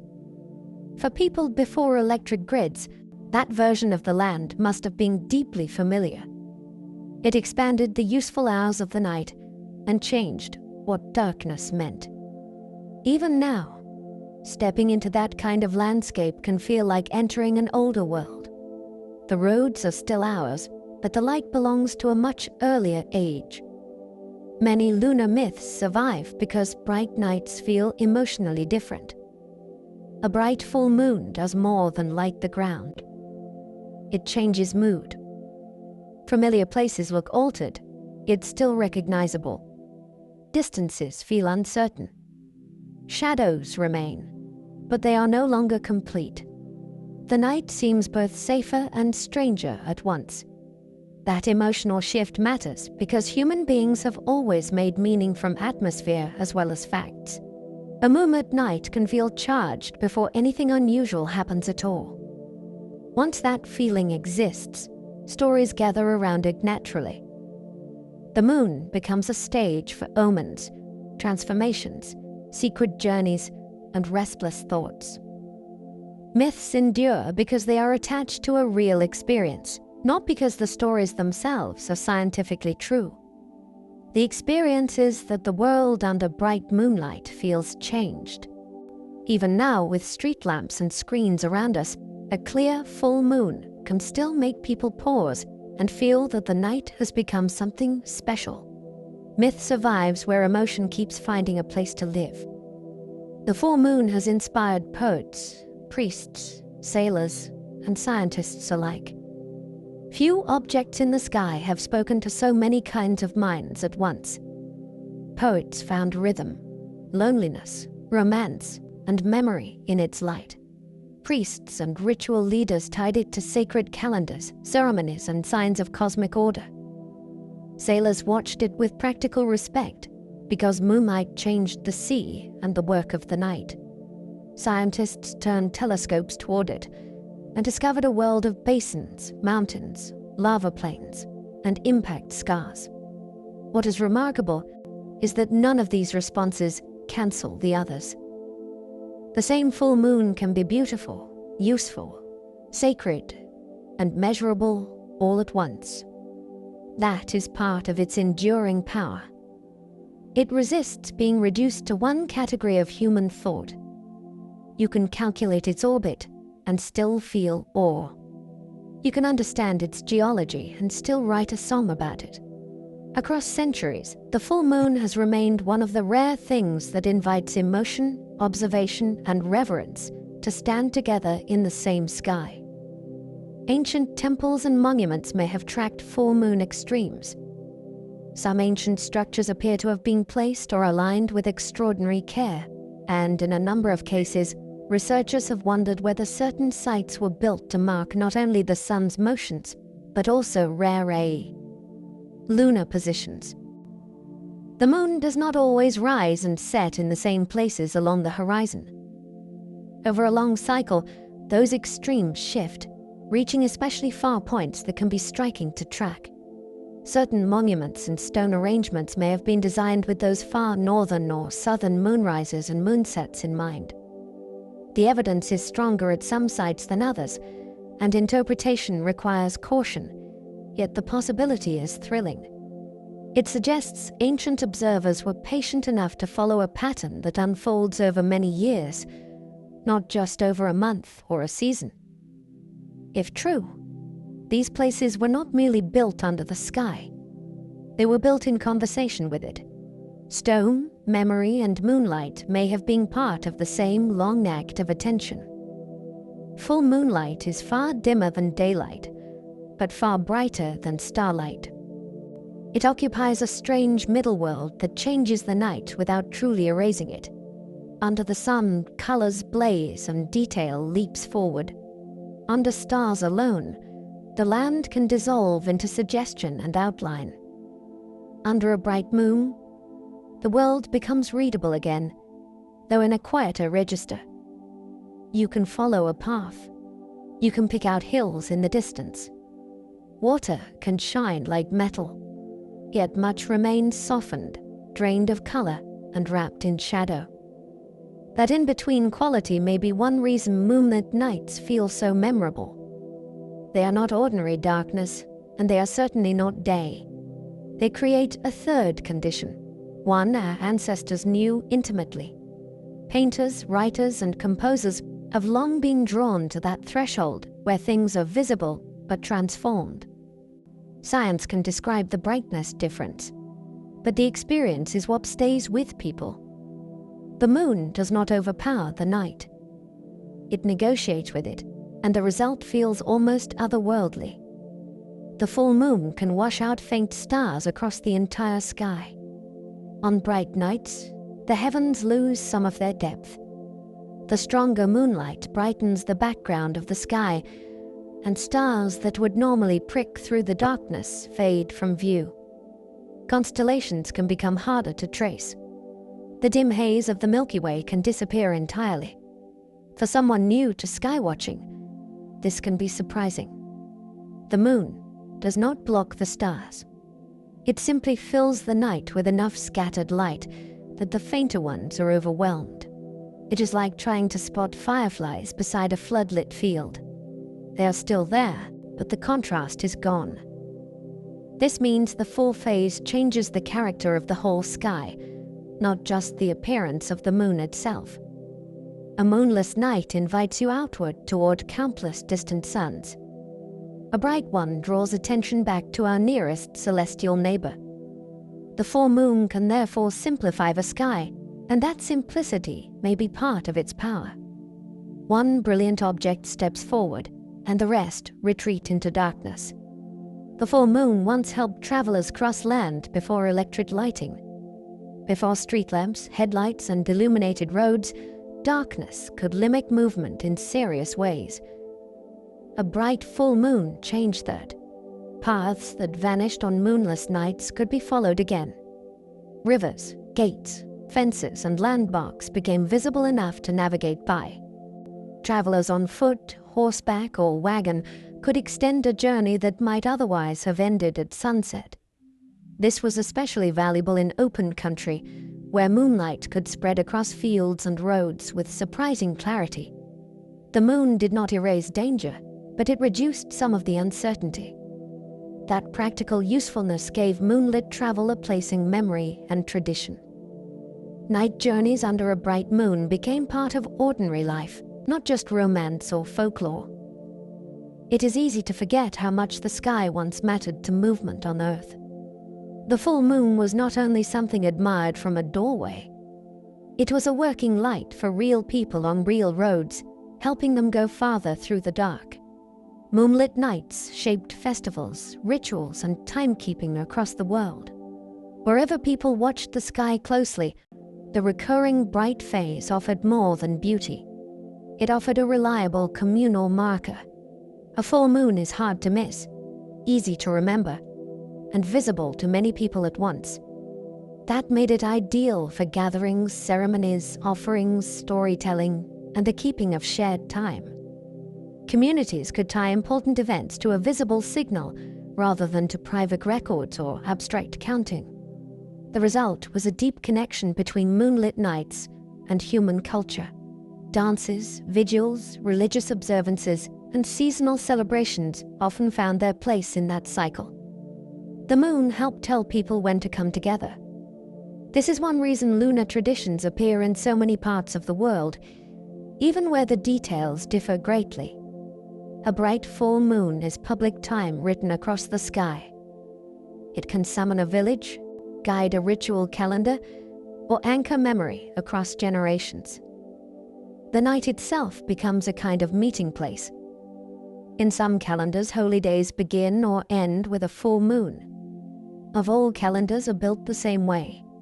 Some rely mainly on the sun, some on the moon, and some combine both in intricate systems. In lunar or lunisolar traditions, the full phase can become a natural anchor for sacred time, because it is visually unmistakable and rhythmically reliable. A holy day may be set to begin, peak, or conclude with that bright celestial signal overhead. This gives religious time a visible texture. The sky itself confirms that a sacred period has arrived. It is a very different experience from glancing at a printed date. It means astronomy enters devotion directly. Believers do not only remember the calendar, they can look up and see it. The full moon therefore becomes part of the emotional and ceremonial life of a tradition, marking moments of fasting, feasting, prayer, reflection, or pilgrimage. Sacred time is not hidden in paperwork. It is illuminated in the heavens, shared by everyone standing beneath the same bright night. Easter's date is linked to the full moon after the equinox. One of the most widely observed dates in the Christian calendar is not fixed to a single numbered day each year because its timing depends on a relationship between season and moon. In the traditional rule, Easter is set for the Sunday after the Paschal full moon, which is the ecclesiastical full moon falling on or after the March equinox. That means the celebration is connected to both solar and lunar reckoning. Spring must begin, and then the lunar cycle helps determine the date. This is a beautiful example of how old religious calendars often preserve traces of sky watching, even after daily life has become detached from direct observation. A major holiday still carries the structure of celestial timing inside it. The moon is not merely decorative in the symbolism of spring renewal. It is built into the scheduling itself. The result is that Easter moves across the calendar, following a rule that binds sunlight, season, and moonlight into one tradition. The Buddhist festival of Vesak is tied to a full moon. Across much of the Buddhist world, Vesak is one of the most sacred observances of the year, and its timing is linked to the full moon of a particular lunar month. Traditions vary by country and calendar, yet the full phase remains central to the occasion. This connection gives the festival a special atmosphere. The night sky itself becomes part of remembrance and devotion. Vesak is associated in many traditions with the birth, enlightenment, and passing of the Buddha, which gives the full moon a role not only in keeping time, but in framing one of the most meaningful spiritual observances. In the Buddhist calendar, temples may glow with lanterns, prayers may continue into the evening, and the bright moon above can feel like part of the ceremony rather than a separate backdrop. Here, the lunar cycle is not merely historical residue. It remains alive in practice. Sacred memory and celestial rhythm continue to meet under the same luminous sky. Autumn moon festivals celebrate the full moon in several Asian traditions. In many parts of Asia, the full moon of autumn is not simply observed, it is welcomed with celebration. Families gather, special foods are shared, lanterns glow, and the moon itself becomes the focus of appreciation, gratitude, and reunion. The details differ across regions and traditions, is a common feeling often runs through them. The bright autumn moon is linked with harvest, abundance, family, and the beauty of the season at its turning point. What makes these festivals especially moving is that they combine sky watching with human closeness. The moon is admired not in isolation, but in company. Children look up with parents. Communities gather outdoors. Poems, songs, and stories may accompany the viewing. A celestial event becomes a social and emotional one. This shows the full moon at its most generous. It is not only an object of study or wonder.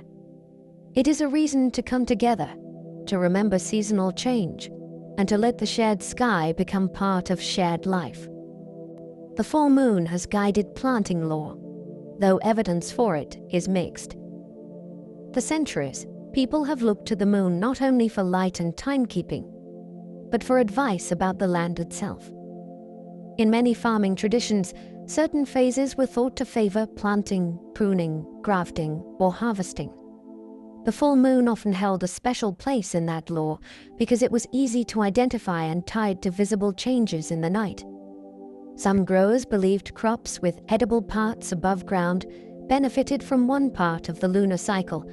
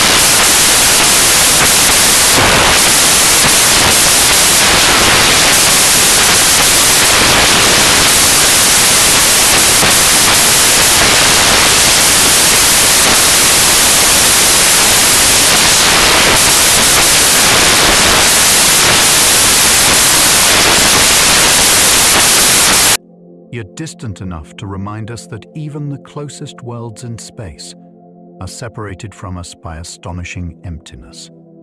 The full moon we see is already a tiny bit old. Nothing in the sky is seen in the exact present because light always needs time to travel. For the moon, that delay is only a little more than a second, which is tiny in everyday life, but still real. So every bright full moon is already history by the time it reaches your eyes. You are seeing it as it was a moment ago. That may sound minor, yet it carries a profound lesson. Even our nearest celestial neighbor belongs to the past by the time it is visible. Astronomy is always an act of delayed seeing. With the moon, the delay is short enough to feel almost immediate. With stars and galaxies, it becomes vast enough to cross years, centuries, or ages. The full moon is therefore a gentle introduction to one of the deepest truths in space science. Looking outward also means looking backward. The difference is small here, but it is still enough to remind us that light is always carrying time with it. Earthshine vanishes at full moon because the moon already blazes with sunlight. At crescent phases, careful observers can sometimes see the dark part of the moon faintly glowing. That soft, ghostly illumination is earthshine, sunlight reflected from Earth onto the moon and then back to us. It is a beautiful effect, but it disappears at the full phase. The reason is simple and elegant. When the moon is full from our point of view, Earth would appear nearly dark from the moon. The geometry has flipped. Earth is no longer shining strongly onto the lunar night side, and in any case, the moon's sunlit face is already so brilliant that any faint extra glow would be overwhelmed. This creates a lovely symmetry between Earth and moon.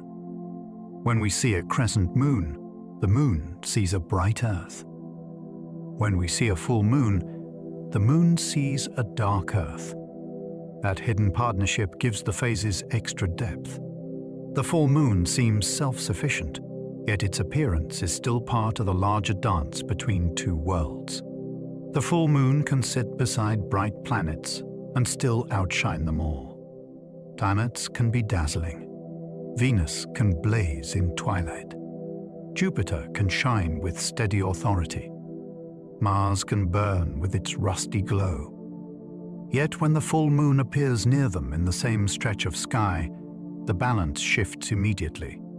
The moon dominates, not because the planets are unimpressive, but because the moon is so overwhelmingly bright by comparison. This can make for a wonderful sky scene. A bright planet beside the moon gives scale to the encounter. It reminds us that these are not fixed decorations, but separate worlds sharing our view for a while. Even then, the moon commands attention with almost effortless ease. That visual hierarchy tells an important story about distance and reflected light. Some planets are far larger than the moon, yet they are much farther away and usually appear as brilliant points rather than broad disks.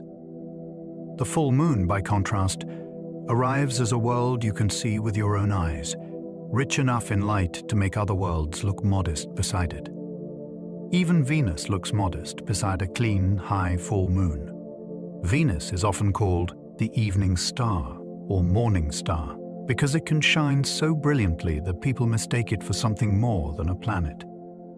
It can cast shadows under perfect conditions, and it often becomes the first bright object visible after sunset. Yet set a high full moon nearby in a clear sky, and Venus suddenly seems restrained, almost delicate. That contrast is astonishing because Venus is one of the brightest objects in the heavens. The moon simply occupies a different category of presence. It is not a bright point.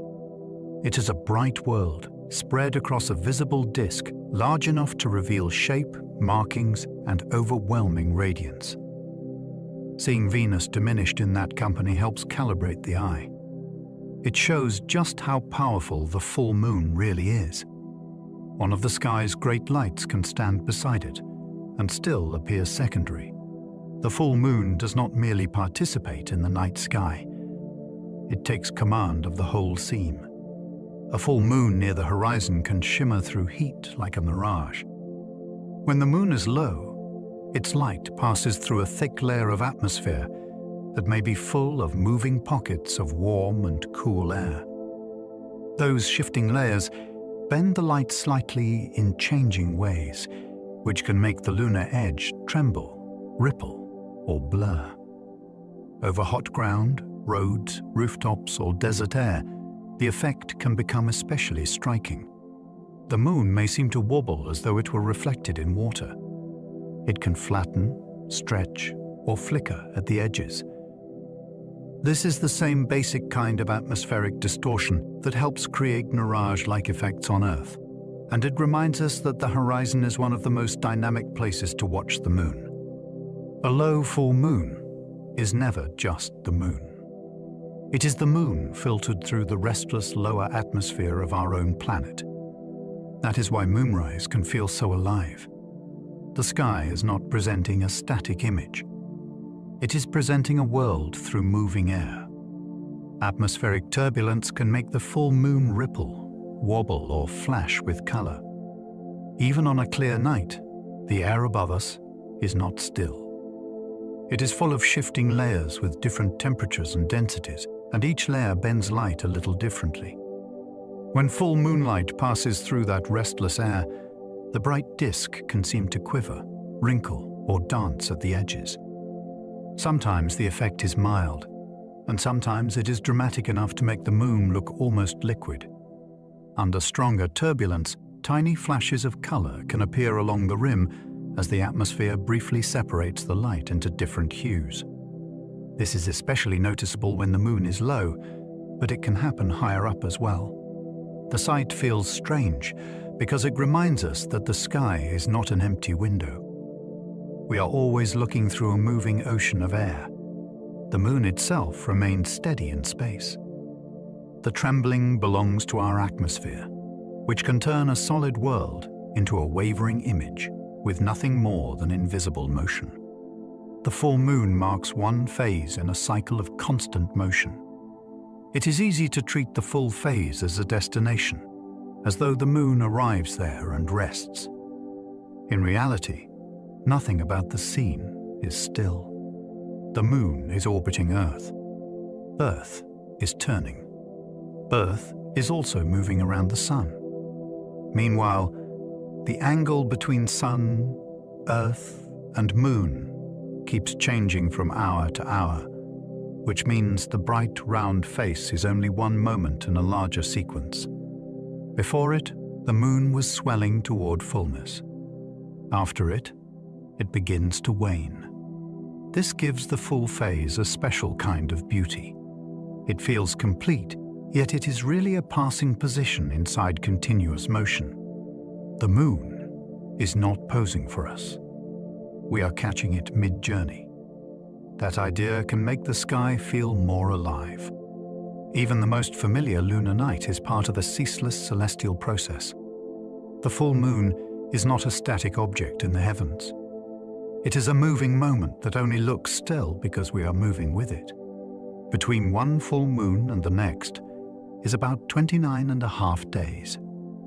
That repeating interval shaped human timekeeping long before clocks and calendars became everyday tools. The cycle is long enough to feel substantial and short enough to follow with bare eyes from one month to the next. A child can notice it. A farmer can word by it. A community can build traditions around it.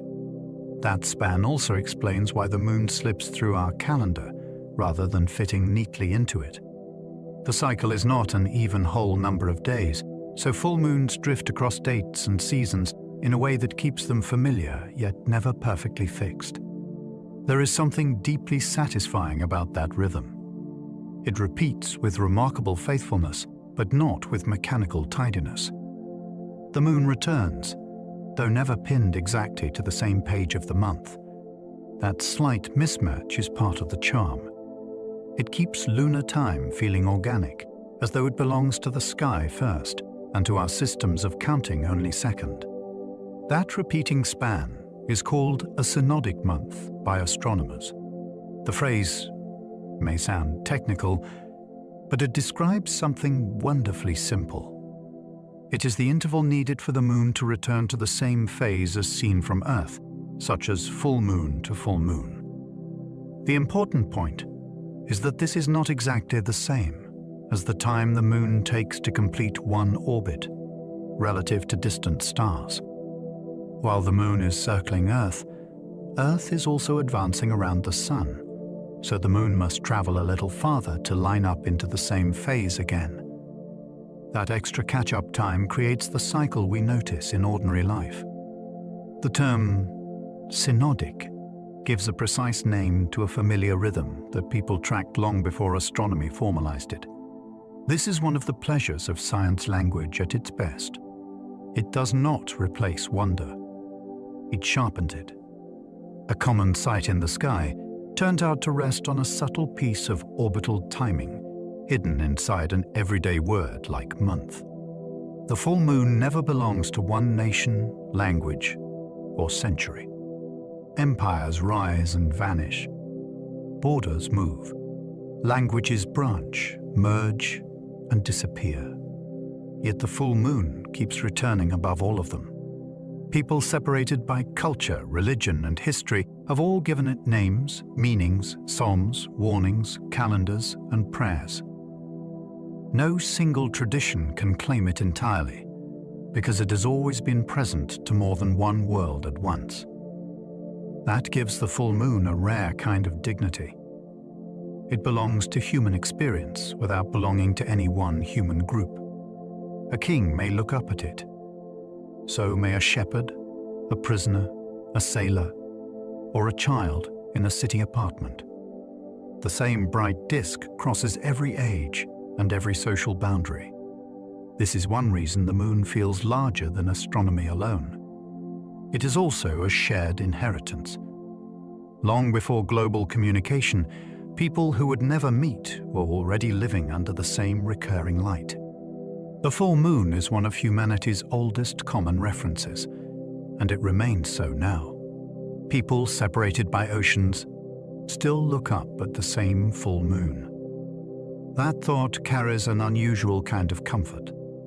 Two people may live on opposite coasts, in different countries, or on separate continents with no shared language at all. Yet when the moon turns full, both can look up and know they are seeing the same world.